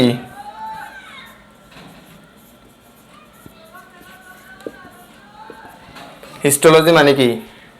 টিস্যু বিজ্ঞান বা লজি মানে লগস, লগস মানে জ্ঞান, হিস্টো শব্দটা আসে টিস্যু থেকে, টিস্যু, আর লগো মানে লো, লজি, লজি লগস থেকে আসে, লগস মানে জ্ঞান, মানে টিস্যু রিলেটেড যে জ্ঞান, টিস্যু বিজ্ঞান। তো লিভারের হিস্টোলজি একটু জানবো, টিস্যু বিজ্ঞানটা একটু জানবো। টিস্যু কি নর্মালি লিভারের দেখা যাবে? নর্মালি লিভারের টিস্যু কি দেখা যাবে? দেখা যাবে না, মাইক্রোস্কোপ দিয়ে দেখতে হবে, ছোট তো অনেক। সে একটু করে মাইক্রোস্কোপ দিয়ে জুম করব। একটু খেয়াল করবে, এটা লিভার রাখলাম, ওকে ফাইন, দ্যাটস ইনাফ। তো ধরো আমি লিভারের এই অংশটা জুম করতেছি, এই অংশটা এখানে আমি জুম করে করে দেখতেছি, এটা আমার চোখ, এই অংশটাকে জুম করে বড় করে দেখবো। এই অংশটাকে জুম করার পর আমি দেখতেছি অংশটাতে এরকম কিছু গঠন দেখা যাচ্ছে।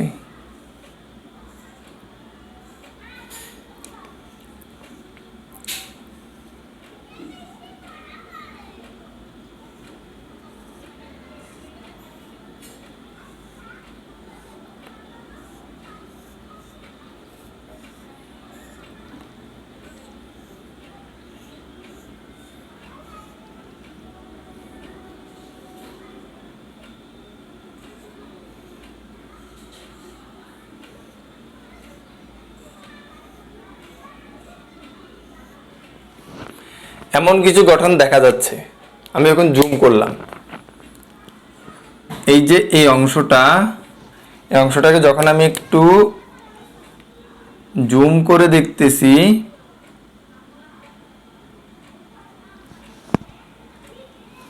তখন আমি এমন কিছু গঠন দেখতে পাচ্ছি, এমন কিছু চতুর্ভুজ আকৃতি গঠন দেখতে পাচ্ছি।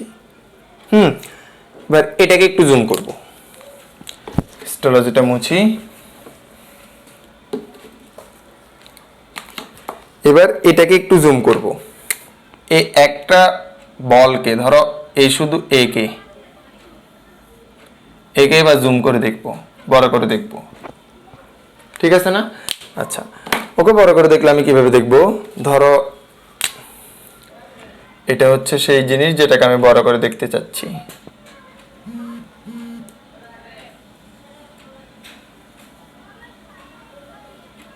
একটু বুঝবা, হিস্টোলজি বুঝলে অনেক কিছু ইজি হয়ে যাবে।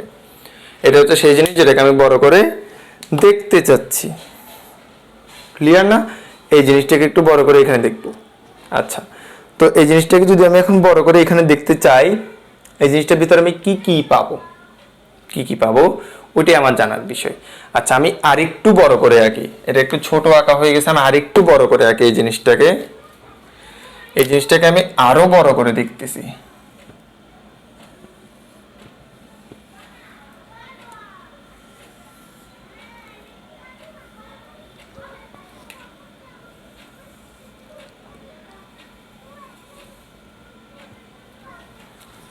এত বড় করে দেখলাম। আচ্ছা, ভালো, ভেরি গুড। তে সেন্টারে এরকম একটা নীল কালারের জিনিস দেখলাম,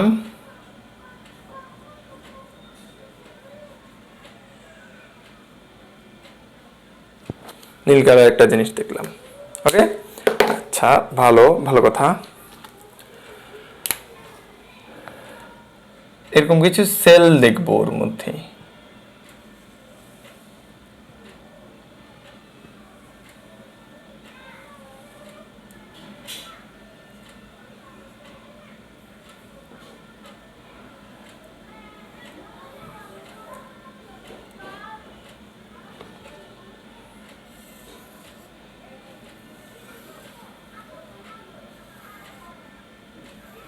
এরকম কিছু কোষ দেখবো আমরা,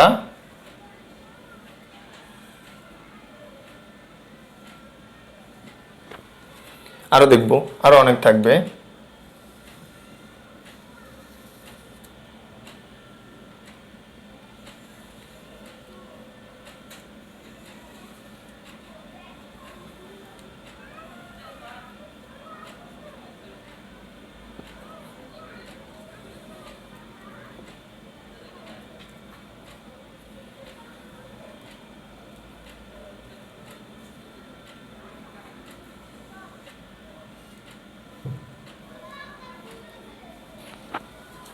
এরকম কিছু কোষ আমরা দেখব।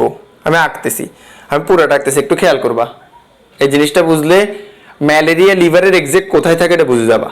ম্যালেরিয়া জীবাণু লিভারে কোথায় থাকে, তোমাদের ভিতরে ওয়ার্ড কিছু লেখা আছে বাট ওগুলো বুঝবা না, তুমি এটা বুঝো। ম্যালেরিয়ার বেসিকটা ক্লিয়ার, যখন ভেতরে পড়তে যাবা বুঝে যাবা, হ্যাঁ স্যার তো ওইটা বলছিল বই তো মিলতেছে, মিলবে কিন্তু খেয়াল করো, মিলবে, মিলতে বাধ্য। বোম মারলেও অমিল হবে না, মিলবে বাধ্য মিলতে।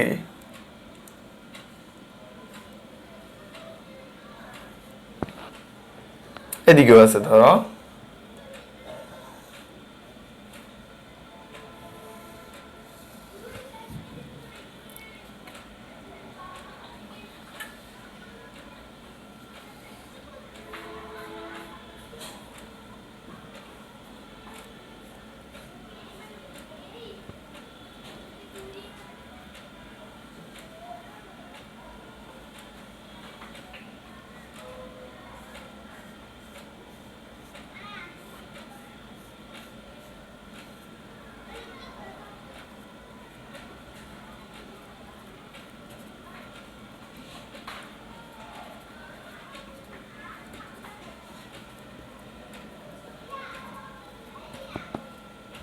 এত বড় করে কোষটা আকার অর্থই হচ্ছে তোমাদেরকে এটা ইন ডিটেলসে বুঝানো।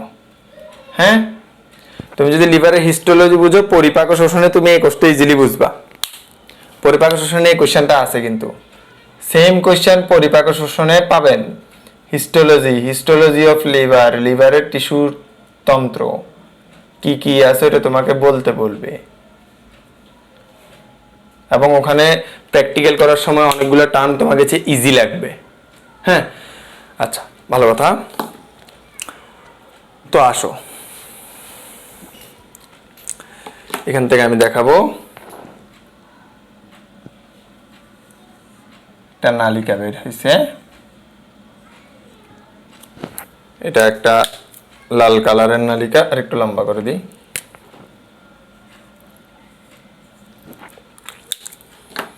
একটা সবুজ কালারের নালিকা বের হয়।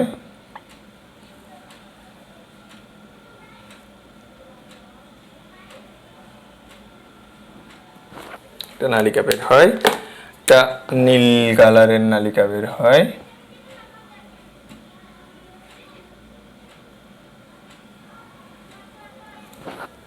তিনটা নালিকা বের হইল।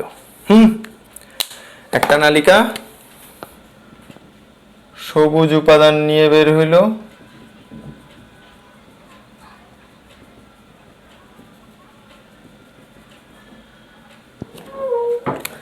একটা নালিকা নীল উপাদান নিয়ে বের হইল,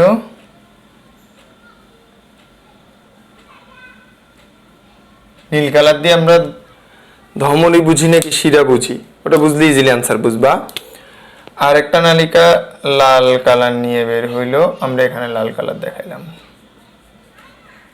এই ফাঁকা জায়গাগুলো থেকে বের হয়েছে, ঠিক না? তিনটা জিনিস বের হয়েছে। আচ্ছা ওটা থাক, ওটা আমাদের এখন থাক, ওটা আমাদের বুঝার বিষয় না। এবার আসো, তাহলে আমি মূলত কি দেখাচ্ছিলাম? আমি মূলত তোমাকে দেখাচ্ছিলাম যে একটা যকৃৎ, ওই যকৃৎটার একটা ছোট্ট অংশ আমি কেটে নিছি, কেটে মাইক্রোস্কোপের নিচে দেখতেছি। দেখার পর আমি দেখলাম অনেকগুলো ছোট ছোট এমন কোষ সজ্জিত। ওই কোষগুলোকে একটু জুম করলাম। এখন আমি এই কোষগুলোকে যখন আমি একটু জুম করলাম, তখন আমি এত বড় একটা জিনিস পেলাম।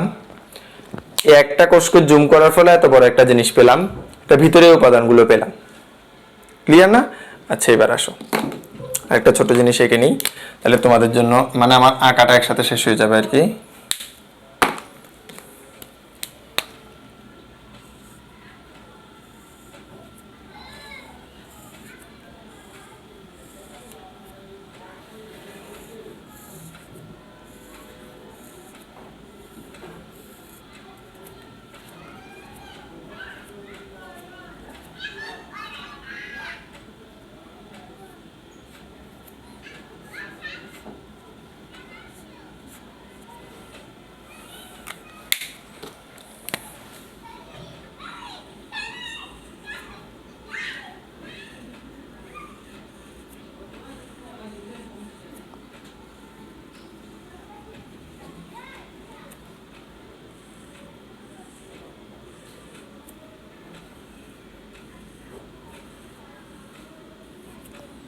এটা তোমাদের জন্য ডিরেক্টলি আমি এঁকে নিচ্ছি।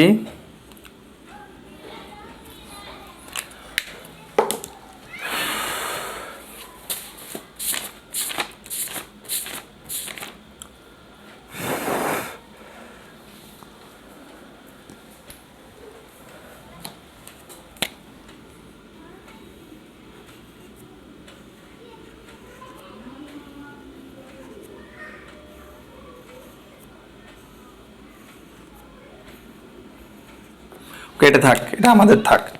এই লাইভে যারা আছো তারা কি দেখতেছো কিনা চিত্র ক্লিয়ার ভাবে একটু জানাও।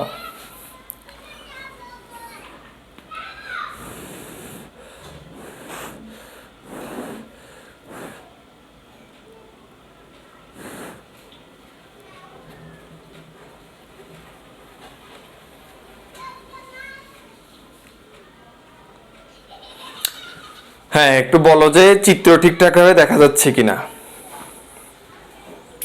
এই চিত্রটা ঠিকঠাক ভাবে বোঝা যাচ্ছে কিনা একটু বলিও ভাইয়াকে। হ্যাঁ,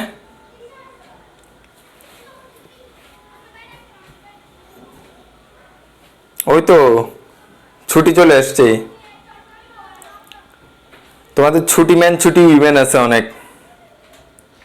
ছুটি ম্যান আর ছুটি উইমেন। ওকে, ভেরি গুড, ভালো কথা, চিত্র বুঝতেছি আমরা। ওকে, ডান। আচ্ছা, তাহলে লিভার, যকৃতের একটা ছোট্ট অংশকে জুম করলাম, এমন কিছু গঠন দেখলাম, অনেকটা ষড়ভুজাকৃতির ঘরের মতো কিছু গঠন।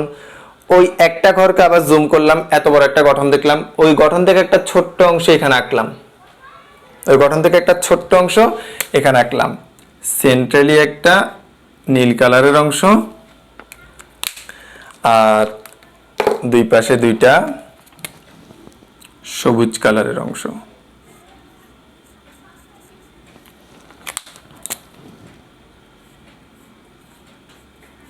একটা সবুজ, একটা লাল কালারের অংশ। ওকে, ভেরি গুড। এবার তাহলে একটু খেয়াল করবা, এগুলো হচ্ছে আমাদের যকৃতের বিভিন্ন লোবিউল। আমি একটু তোমাদেরকে শুরু থেকে ব্যাখ্যা দিচ্ছি, একটু শুরু থেকে শুনো।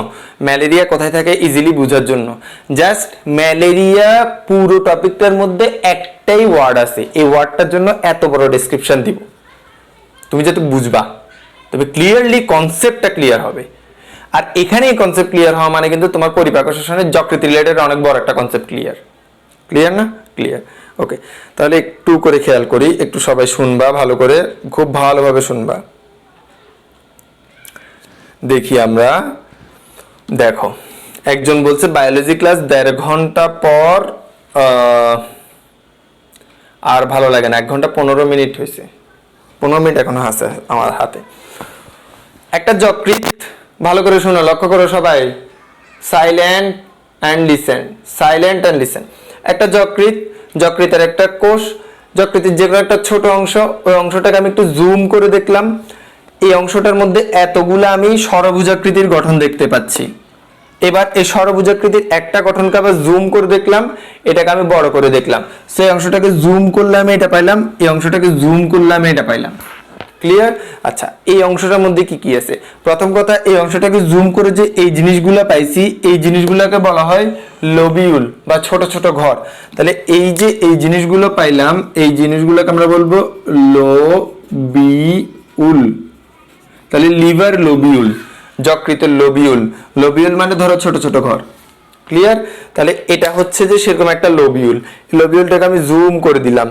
তো আমি জুম যদি করে দিই, কিছু জিনিস দেখতে পাবো এখানে। প্রথমত দেখো, এখানে সেন্ট্রালি মানে একদম কেন্দ্রে নীল কালারের একটা গঠন দেখা যায়।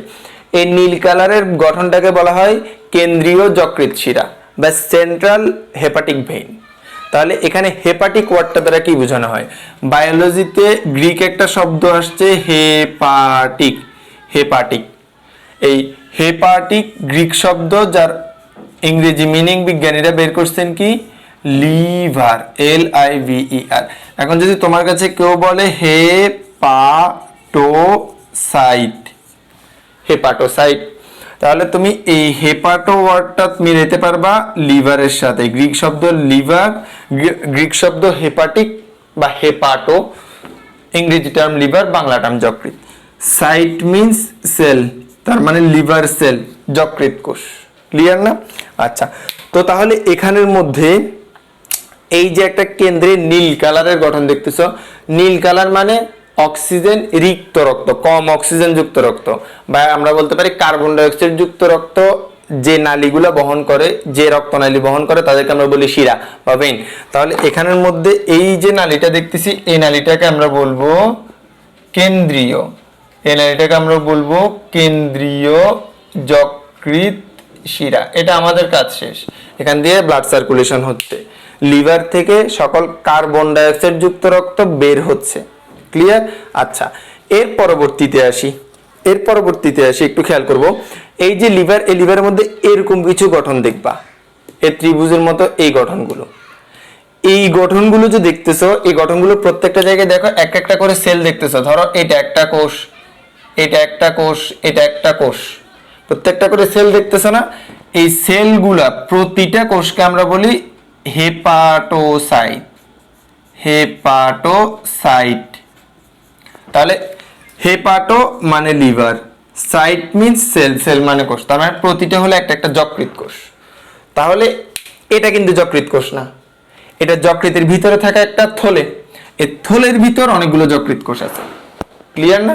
আচ্ছা, এই যকৃৎ কোষের ভিতরে আসলে আর্টারি, ভেইন, এই যে নীল কালার দিয়ে দেখালাম এটা একটা শিরা, লাল কালার দিয়ে দেখালাম এটা একটা ধমনী, এই জিনিসগুলো ধমনী যকৃৎ কোষে ঢুকবে অক্সিজেন যুক্ত রক্ত নিয়ে, ঢুকে কোষে ঢুকবে না, কোষের চারপাশে একটা জালক সৃষ্টি করবে অক্সিজেন যুক্ত রক্তের, অক্সিজেনটা ওই জালক থেকে কোষে ঢুকবে, আবার কোষে শ্বসন বিক্রিয়া হবে, তার মানে কার্বন ডাই অক্সাইড তৈরি হবে।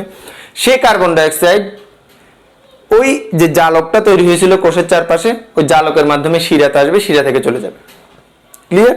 তাহলে এই যে এই জিনিসটাকে আমরা বলবো যকৃৎ ধমনী, লাল কালারের তো, তাহলে এটাকে আমরা বলবো হেপাটিক আর্টারি বা যকৃৎ ধমনী। এই যে নীল কালার, এটাকে আমরা বলবো পোর্টাল শিরা। যকৃতে কিন্তু দুই ধরনের শিরা আছে,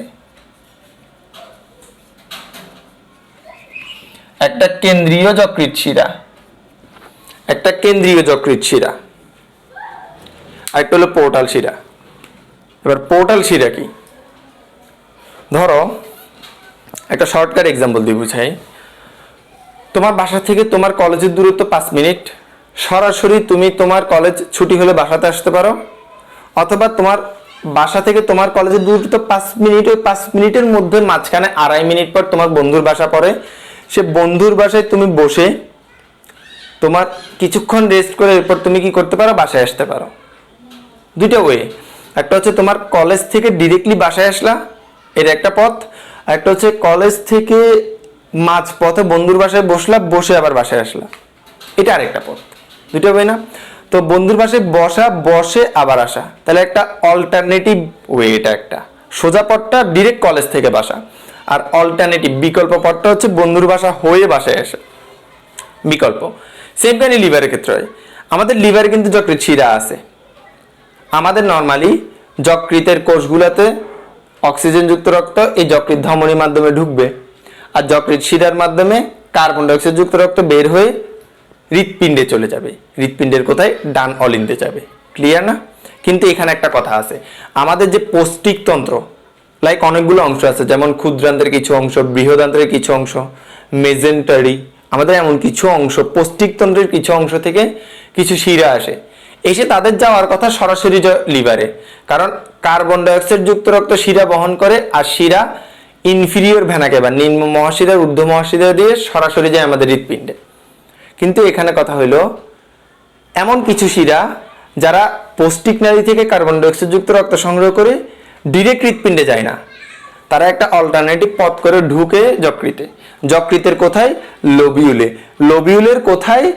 এই যে যকৃৎ কোষগুলোর মাঝখানে ফাঁকা জায়গাটাই ঢুকে এখান থেকে একটা শাখা বানায়, সেই শাখাটা যকৃৎ শিরার সাথে মিশে সেটা আবার হৃৎপিণ্ডে যায়। তাহলে দেখো অল্টারনেটিভ পথটা কেমন করছে, সে অল্টারনেটিভ পথটা কেমন করছে একটু খেয়াল করো। ধরো তোমার পুরো পৌষ্টিকতন্ত্র, তাহলে আমি যদি তোমাকে দেখাই খুব সহজভাবে একটা জিনিস হিসাব করো, খুব সহজ একটা জিনিস তুমি কাউন্ট করে ফেলতে পারবে। এখানে ধরো এটা হচ্ছে তোমার পৌষ্টিকতন্ত্র, এলিমেন্টারি সিস্টেম আমি লিখলাম। এই পৌষ্টিকতন্ত্র থেকে একটা শিরা বের হইল, এই শিরাটা বের হয়ে সরাসরি যাওয়ার কথা ছিল কোথায়? লিভারে, সরি তোমার হৃৎপিণ্ডে, হৃৎপিণ্ডে যাওয়ার কথা ছিল, কিন্তু সরাসরি যাই না, সে আগে ঢুকছে কোথায়? লিভারে ঢুকলো। লিভারে সে একটা জাল বানাইলো, জাল বানিয়ে এবার যকৃতের শিরা দ্বারা সে তোমার হৃৎপিণ্ডে ঢুকলো। তাহলে এ সরাসরি কিন্তু হৃৎপিণ্ডে যাইতে পারতো, এটা সে করে নাই, না করে সে ফার্স্টে লিভারে ঢুকলো দেন যকৃতে ঢুকলো। তাহলে এই যে অল্টারনেটিভ বা বিকল্প পথগুলো, এই বিকল্প পথগুলোকে আমরা বলি পোর্টাল। মানুষের দেহে এই যকৃত পোর্টালটাই থাকে, কিন্তু কার্প জাতীয় মাছের দেহে যকৃত প্লাস রেনাল মানে যকৃতের সাথে বৃক্কের একটা পোর্টাল সিস্টেম থাকে। তাহলে সহজ কথায় পুরো পৌষ্টিকতন্ত্র বা পৌষ্টিকতন্ত্রের কিছু অংশ থেকে কার্বন ডাইঅক্সাইড যুক্ত রক্ত সরাসরি হৃৎপিণ্ডে না গিয়ে আগে আসলো লিভারে। তাহলে এটা একটা পোর্টাল শিরা। এই পোর্টাল শিরার মাধ্যমে রক্ত, কার্বন ডাইঅক্সাইড যুক্ত রক্ত সেন্ট্রাল ভেইন বা যকৃতে কেন্দ্রীয় শিরায় পড়লো, ওই কেন্দ্রীয় শিরাটা কোথায় চলে গেল? হৃৎপিণ্ডে ঢুকে গেল। তাহলে এটা হচ্ছে সেই কেন্দ্রীয় শিরা, এটা হচ্ছে সেই কেন্দ্রীয় শিরা, আর এটা একটা পোর্টাল শিরা, এটা একটা কি পোর্টাল শিরা। তাহলে পোষি মানে পোর্টাল শিরা, কেন্দ্রীয় শিরা। পোর্টাল শিরার মাধ্যমে পৌষ্টিকতন্ত্র এলিমেন্টারি সিস্টেম থেকে যকৃতে রক্ত আসলো, যকৃত থেকে কেন্দ্রীয় শিরার মাধ্যমে রক্ত হৃৎপিণ্ডে গেল। ক্লিয়ার? আরেকটা হলো সবুজ কালারের এই অংশটাকে আমরা বলবো বাইল ডাক্ট বা পিত্তনালী। তাহলে যকৃতে তিনটা নালী আছে। পিত্তনালী যকৃতে পিত্তরস তৈরি করে, আমি বললাম না পিত্তরস যকৃতে তৈরি হয়, তৈরি হয়ে দুইটা ডান আর বাম পিত্তনালীর মাধ্যমে, মানে দুইটা ডান আর বাম যকৃতে বিদ্যমান পিত্তনালীর মাধ্যমে তারা পিত্তথলিতে আসে, ওই পিত্তথলি থেকে আবার নালী নামে। তাহলে এই পিত্তনালীগুলো এখানে থাকে। এখন এই তিনটা জিনিস যে একসাথে আছে, এই তিনটা জিনিস একটা ফাঁকা জায়গায় আছে। দেখো যকৃত কোষ তো এগুলো, এই যকৃত কোষগুলোর মাঝখানে মাঝখানে ফাঁকা জায়গাগুলো আছে না, এই ফাঁকা জায়গাগুলোকে বলা হয় সাইনুসয়েড। তাহলে এই তিনটা কিন্তু ফাঁকা জায়গায় আছে, তাহলে ফাঁকা জায়গাটাকে কি বলবো? আমাদের পড়া এখানেই শেষ। মজার ব্যাপার, সাইনুসয়েড পেয়ে গেলাম। এবার আসে আমি আরেকবার বলি, শর্টকাটে খুব সংক্ষেপে একবার বলবো, ভালো করে শুনবা। খুব সংক্ষেপে একবার বলবো, ভালো করে শুনবা, খুবই সংক্ষেপে বলবো, একবার পুরোটা রিপিট একটু শোনো। এই যেটা যকৃত তোমার দেহে আছে, কোথায় আছে? উদর গহ্বরে আছে, ডান দিকে আছে, মধ্যচ্ছদার নিচে আছে। ক্লিয়ার? যকৃতের একটা ছোট অংশকে তুমি জুম করছো, দেখছো অনেকগুলো ছোট ছোট ছোট ছোট গঠন। এই ছোট ছোট গঠনগুলো ষড়ভুজাকৃতি, মানে 6টা বাহু, 1 2 3 4 5 6টা বাহু। আচ্ছা, এই প্রত্যেকটা অংশকে বলা হয় লোবিউল। একটা লোবিউলকে তুমি জুম করলা, একটা লোবিউলকে তুমি জুম করে এটা পাইলা। এবার এই অংশটার ভিতর কেন্দ্রে থাকে কেন্দ্রীয় যকৃৎ শিরা, আর এখানে কিছু পিরামিড আকৃতির গঠন দেখা যায়। এই পিরামিডগুলোর প্রত্যেকটাতে একটা একটা করে হেপাটোসাইট। হেপাটো মানে যকৃৎ, সাইট মানে কোষ, মানে এই প্রতিটা একটা একটা যকৃৎ কোষ। অনেকগুলো যকৃত কোষ মিলে হেপাটোসাইট হয়, অনেকগুলো যকৃত কোষ মিলে এরকম একটা পিরামিড হয়। যেমন এখানে কয়টা যকৃত কোষ আছে হিসাব করো, 1 2 3 4 5 6 7 8 9 10 11। এই 11টা যকৃত কোষ একসাথে মিলিত হয়েছে, বা হেপাটোসাইট একসাথে মিলিত হয়ে এরকম একটা পিরামিড বানাইলো। এই হেপাটোসাইট গুলোর মাঝখানে যে ফাঁকা জায়গাগুলো তাদেরকে বলা হয় সাইনুসয়েড। তাহলে hepatocyte sinusoid, hepatocyte sinusoid, hepatocyte sinusoid, hepatocyte sinusoid, hepatocyte sinusoid. Clear? আচ্ছা, ওকে ডান। এই যে সাইনুসয়েড, এই সাইনুসয়েডের ভিতর তিনটে জিনিস থাকে। যকৃত ধমনী, যা যকৃতে অক্সিজেনযুক্ত রক্ত নিয়ে আসে। পোর্টাল শিরা, যা অন্ত্র থেকে বিদ্যমান বিভিন্ন কার্বন ডাইঅক্সাইড যুক্ত রক্ত যকৃতে নিয়ে আসে এবং সেটা পরে যকৃত থেকে বের হয়। আর যকৃতের পিত্তনালী, যকৃত উৎপন্ন পিত্ত এই নালীগুলোর মাধ্যমে এই পিত্তথলিতে জমা হবে। তাহলে এইবার খেয়াল করি, এই যে তিনটে অংশ যকৃত ধমনী, পোর্টাল শিরা, পিত্তনালী, এই তিনটে অংশকে একসাথে আমরা বলি পোর্টাল ট্রায়াড। ট্রায়াড মানে তিনটে অংশ। পোর্টাল মানে যকৃতের অংশ। ক্লিয়ার? ট্রায়াড মানে তিনটা, পোর্টাল মানে যকৃত অংশ। তাহলে পোর্টাল।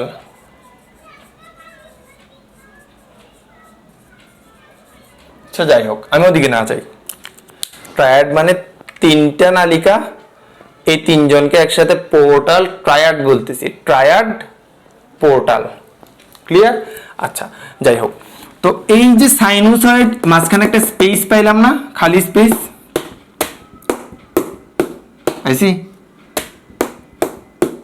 পাইছি না?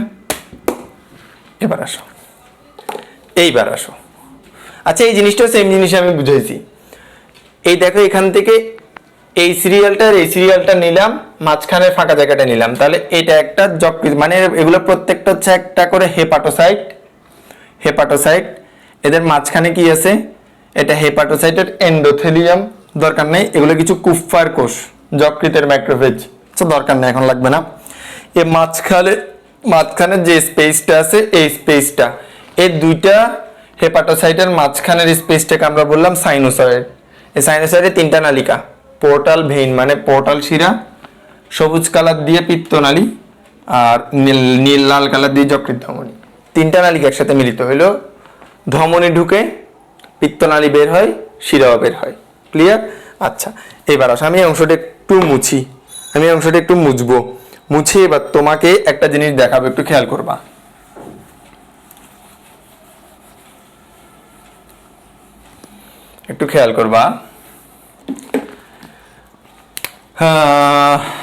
ম্যালেরিয়া জীবাণু, ধরো প্লাজমোডিয়াম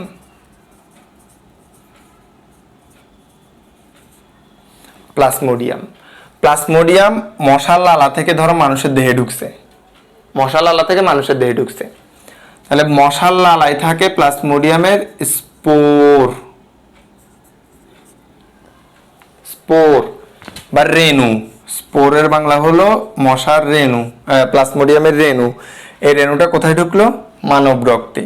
ঢুকে কোথায় ঢুকলো? মানব দেহে, মূলত কোথায়? রক্তে আসলো। রক্ত থেকে উইদিন 30 থেকে 45 মিনিটের মধ্যে এই যে প্লাজমোডিয়াম, এটা চলে যাবে আমাদের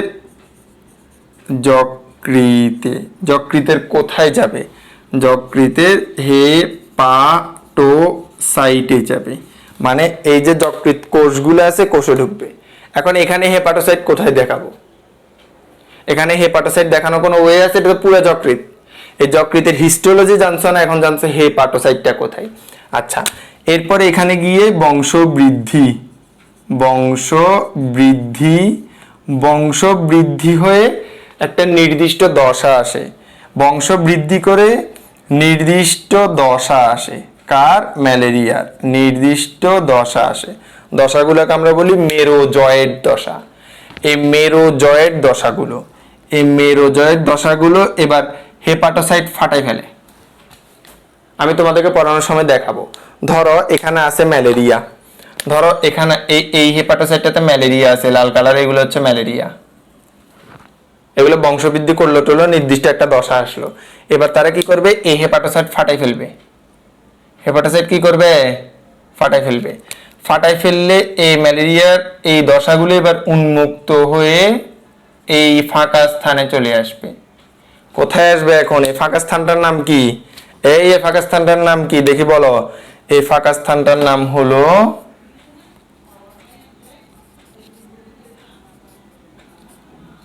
সাইনোসয়েডে আসবে। এই সাইনোসয়েডে এসে তারা পুনরায় আরেকটা যকৃৎ কোষকে ফাটায় আবার আরেকটা যকৃৎ কোষকে আক্রমণ করবে,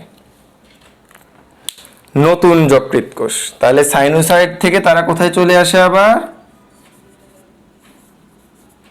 নতুন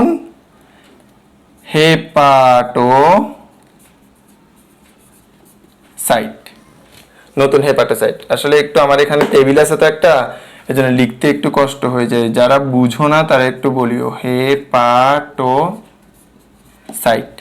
নতুন হেপাটোসাইটকে অ্যাটাক করলো, আবার হেপাটোসাইটের ভিতর বংশবৃদ্ধি হবে, আবার হেপাটোসাইটের ভিতর বংশবৃদ্ধি হবে,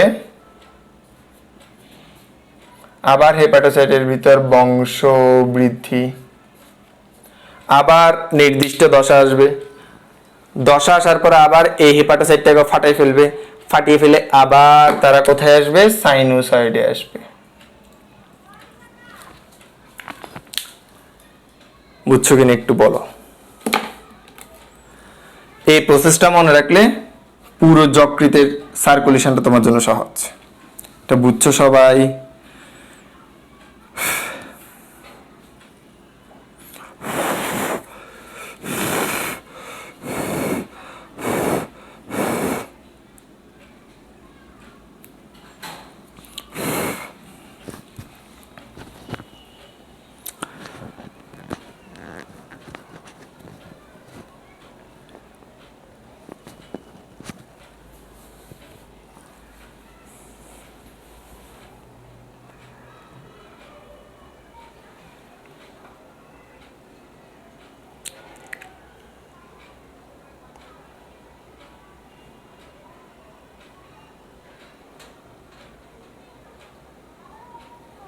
হ্যাঁ, বুঝছো কিনা একটু বলো। সবাই কি বুঝছ নাকি কোনো জায়গায় গড়মিল আছে?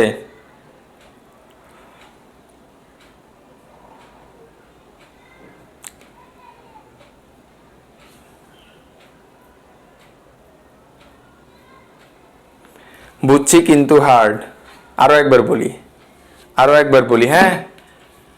যখনই তোমার দেহে মশার কামড়ের মাধ্যমে জীবাণু ঢুকলো, কার জীবাণু? ম্যালেরিয়ার প্লাজমোডিয়ামের জীবাণু, তখন সেই জীবাণু তোমার রক্তের সাথে মিশলো, মিশে উইদিন 30 to 45 মিনিটস সেটা তোমার যকৃতে আসবে।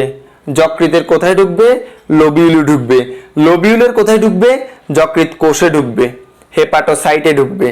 এই একটা হেপাটোসাইটে ধরো সে ঢুকলো, ধরো এটা একটা হেপাটোসাইট, সেখানে ঢুকলো, ঢুকে বংশবৃদ্ধি করবে, নির্দিষ্ট একটা দশা আসবে, সেই দশাটা হেপাটোসাইটকে ফাটাই ফেলবে, ফাটাই ফেলার পর ওই যে ম্যালেরিয়ার নির্দিষ্ট দশাটা সেটা এই খালি জায়গাগুলোতে অবস্থান করবে। এই খালি জায়গাগুলোকে আমরা বলবো সাইনোসয়েড, সাইনোসয়েডে অবস্থান। ওই সাইনোসয়েড থেকে তারা আবার নতুন কোষকে পাবে বা নতুন কোষকে অ্যাটাক করবে তারা। নতুন হেপাটোসাইট আক্রমণ, নতুন হেপাটোসাইটের ভিতর আবার বংশবৃদ্ধি, আবার নতুন নির্দিষ্ট দশা, আবার হেপাটোসাইট ফাটাই ফেললো, আবার বংশবৃদ্ধি, আবার নির্দিষ্ট দশা, আবার হেপাটোসাইট ফাটিয়ে সাইনোসয়েডে আসলো, সাইনোসয়েড থেকে আবার হেপাটোসাইটে ঢুকলো, মানে নতুন করে যকৃত কোষ আক্রমণ করতেই আছে। তো এখন তুমি যদি ঔষধ না খাও তাহলে যকৃত কোষের এই আক্রমণটা তুমি নিবারণ করতে পারবা? পারবা না তো। ক্লিয়ার না? তাহলে ওষুধ খাইতে হবে। ম্যালেরিয়া হলে ওষুধ খাইতে হবে, এটা হচ্ছে মূল কথা। সেবার ম্যালেরিয়ার ওষুধ কোন গাছ থেকে বানানো হয় এটা একটু তোমাদেরকে পড়াই। এই জিনিসটা সবার ক্লিয়ার কিনা একটু আবার আরেকবার আমি জানতে চাচ্ছি।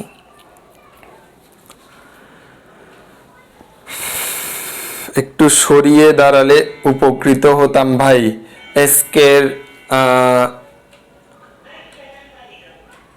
এসকে বলছে একটু সরিয়ে দাঁড়ালে উপকৃত হতাম ভাই। এসকের অনুরোধ কি আমরা না রেখে আমাদের কোনো উপায় নাই? হ্যাঁ, এসকের অনুরোধ আমরা রাখতে চাই। সরিয়ে দাঁড়ালাম, একটা এসএস নাও।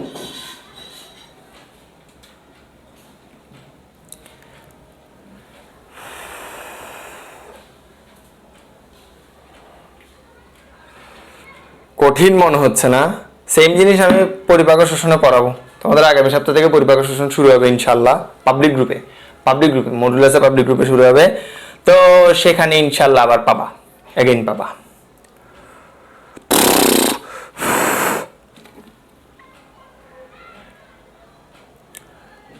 ভাইয়া এটা দেখেন প্লিজ, অনেক খুঁজলাম একটাও পাইলাম না। কি খুঁজতেছ?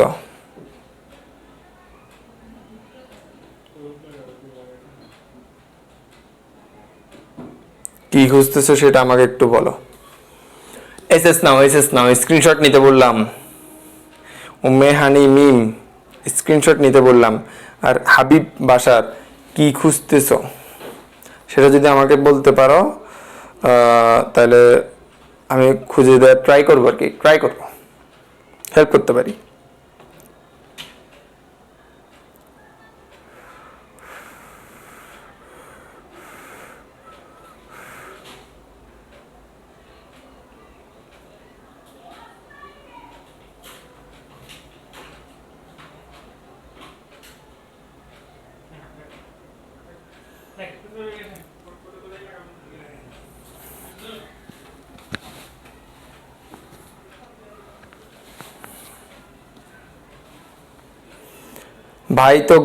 ভাই তো চরম মাগার ফ্যান অফ লাগে খুব গরম। এটা বলতে নাই আসলে শরম, কারণ বাস্তবে লাগতেছে খুব গরম।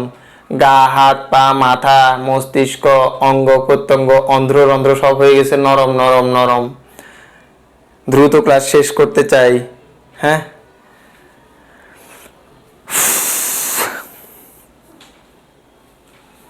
বেশিক্ষণ হয়েছে নাকি আজকে?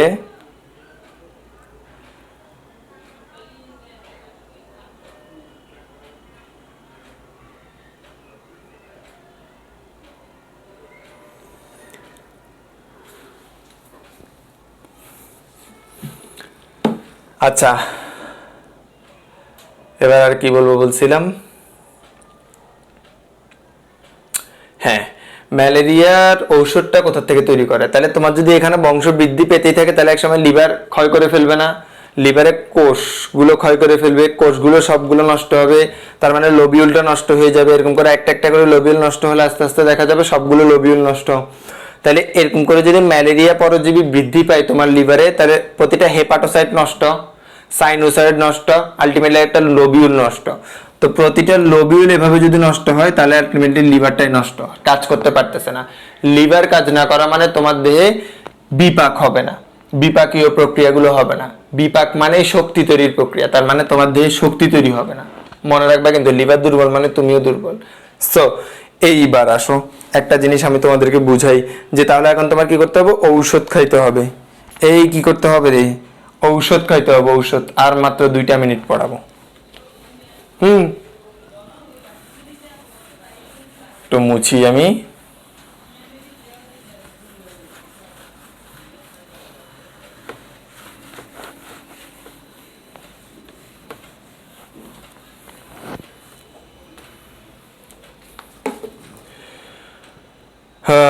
ম্যালেরিয়ার প্রধান ঔষধ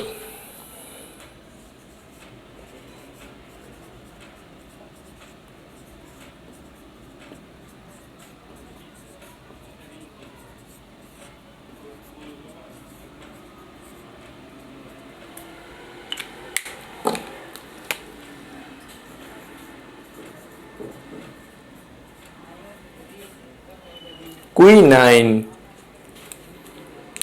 কুইনাইন পাওয়া যায় কোন উদ্ভিদ থেকে? সিনকোনা পাওয়া যায় কোন উদ্ভিদ থেকে?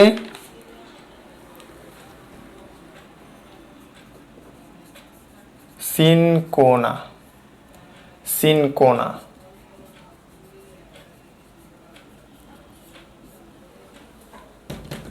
বা এটাকে আমরা আরেকটা নাম বলতে পারি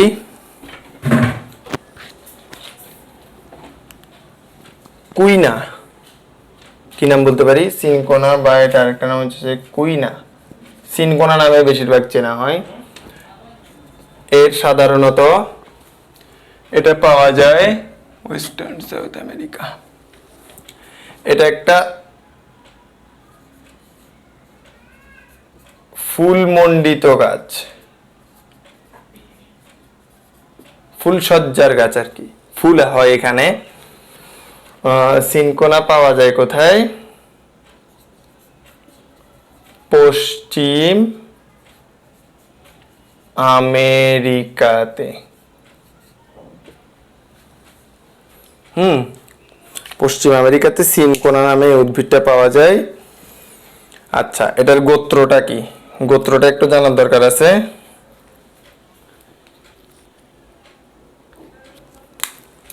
হাত ঘামাই গেছে।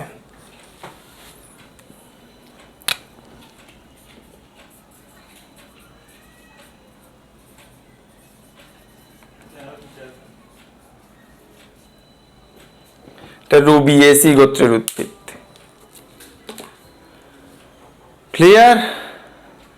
তাহলে ম্যালেরিয়া রোগের প্রধান ওষুধ কুইনিন। কি? কুইনিন বা কুইনাইন, যেটা উচ্চারণ করো। আমরা তো NINE, আমরা তো সাধারণত এটাকে 9 হিসেবে উচ্চারণ করি, 9। তাহলে এটাকে কুই 9 পাওয়া যায় সিনকোনা উদ্ভিদ থেকে। সিনকোনার একটা নাম হচ্ছে যে কুইনা, ওই কুইনার নামের সাথে কুইনাইন মিল করে রাখা হয়েছে। কুইনা উদ্ভিদ থেকে কুইনাইন পাওয়া যায়। ক্লিয়ার? এটাই প্রধান ওষুধ। বাণিজ্যিকভাবে বাজারে অনেকগুলো নাম আছে, যেমন ক্লোরোকুইন, ফিমাকুইন, হাইড্রোক্সিক্লোরোকুইন, আরও অনেকগুলো নাম আছে, আর্টিমেথের, লিউমেফেন্ট্রিন, অনেকগুলা ম্যালেরিয়া ওষুধের নাম আছে, বলে শেষ করা যাবে না। বাট আপাতত কুইনাইনটা মেইন ওষুধ, এটা মনে রাখো, প্রধান ওষুধ। সিনকোনা গাছ থেকে পাওয়া যায়। সিনকোনা গাছ একটা ফুল মণ্ডিত গাছ, ফুলের রসটাই হচ্ছে যে কুইনাইন ওষুধ, ফুলের রস। ঠিক আছে? তাহলে তোমার মনে রাখতে হবে এখানে ফুলের নির্যাস কি, এখানে তোমার ফুলের নির্যাসটাই ঔষধ, ফুলের নির্যাস তাই মূল ওষুধ। হ্যাঁ, পশ্চিম আমেরিকাতে ফুল গাছটা পাওয়া যায় রুবিয়েসি গোত্রের। আমরা কিন্তু তোমাদের নগ্নবীজ আবৃতবীজ উদ্ভিদের দুইটা গোত্র পড়ি, একটা হচ্ছে যে POACEAE ঘাস গোত্র, বা আমরা এটাকে বলি মাল পোয়েসি গোত্র, পোয়েসি। আর একটু হচ্ছে যে মাল অথবা ম্যাল VACEAE ম্যালভেসি বা মালভেসি গোত্র।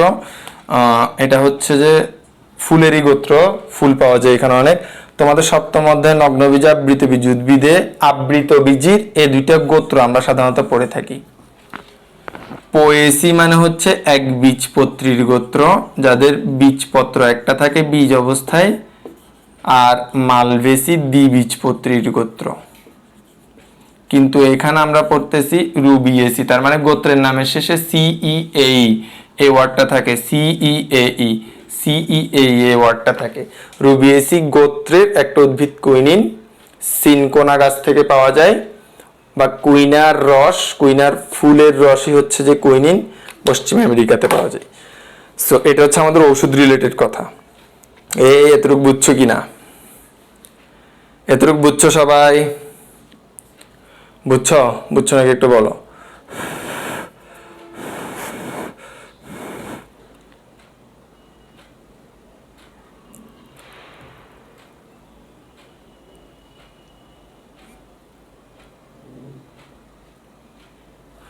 এতটুকু বুঝছো কিনা একটু খেয়াল করি সবাই, একটু খেয়াল করি সবাই।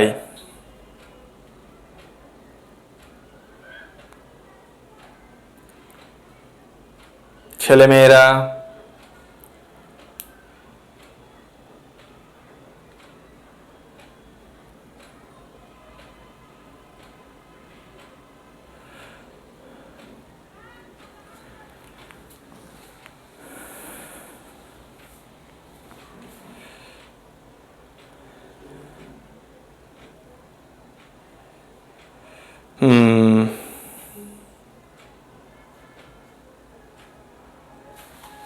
আচ্ছা বুঝছি। এখানে একটু দেখি কতক্ষণ আর টাইম আছে।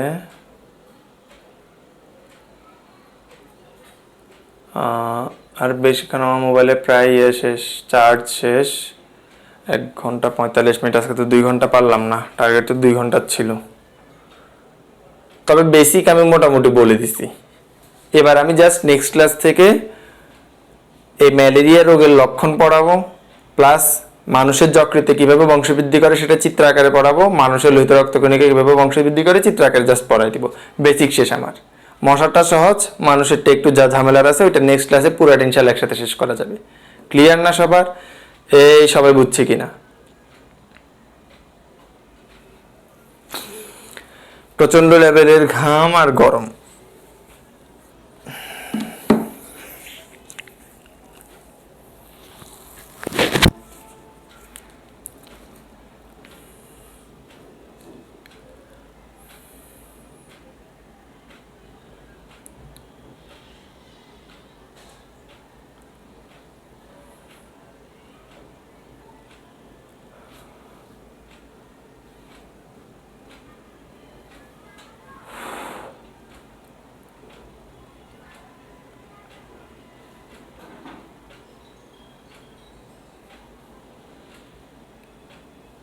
ওকে, ভেরি গুড, ভালোভাবে বুঝছো। আচ্ছা, তাহলে সবাইকে ধন্যবাদ। ইনশাআল্লাহ নেক্সট ক্লাসে দেখা হবে। আর আরও যদি কোনো কোয়েশ্চেন থাকে বা কেউ যদি সেকেন্ড ইয়ার কোর্সে ভর্তি হতে চাও, এই পেজে মেসেজ করলে হবে। এই পেজে মেসেজ করলে হবে। আমার পুরাতন স্টুডেন্টরা তো ভর্তি হবে, নতুন কেউ যদি ভর্তি হতে চাও তাহলে এই পেজে মেসেজ করে দিও একটা আমাকে, আমি ভর্তি কার্যক্রম তোমার কমপ্লিট করে দিব। ক্লিয়ার? সবাইকে ধন্যবাদ। সালামু আলাইকুম।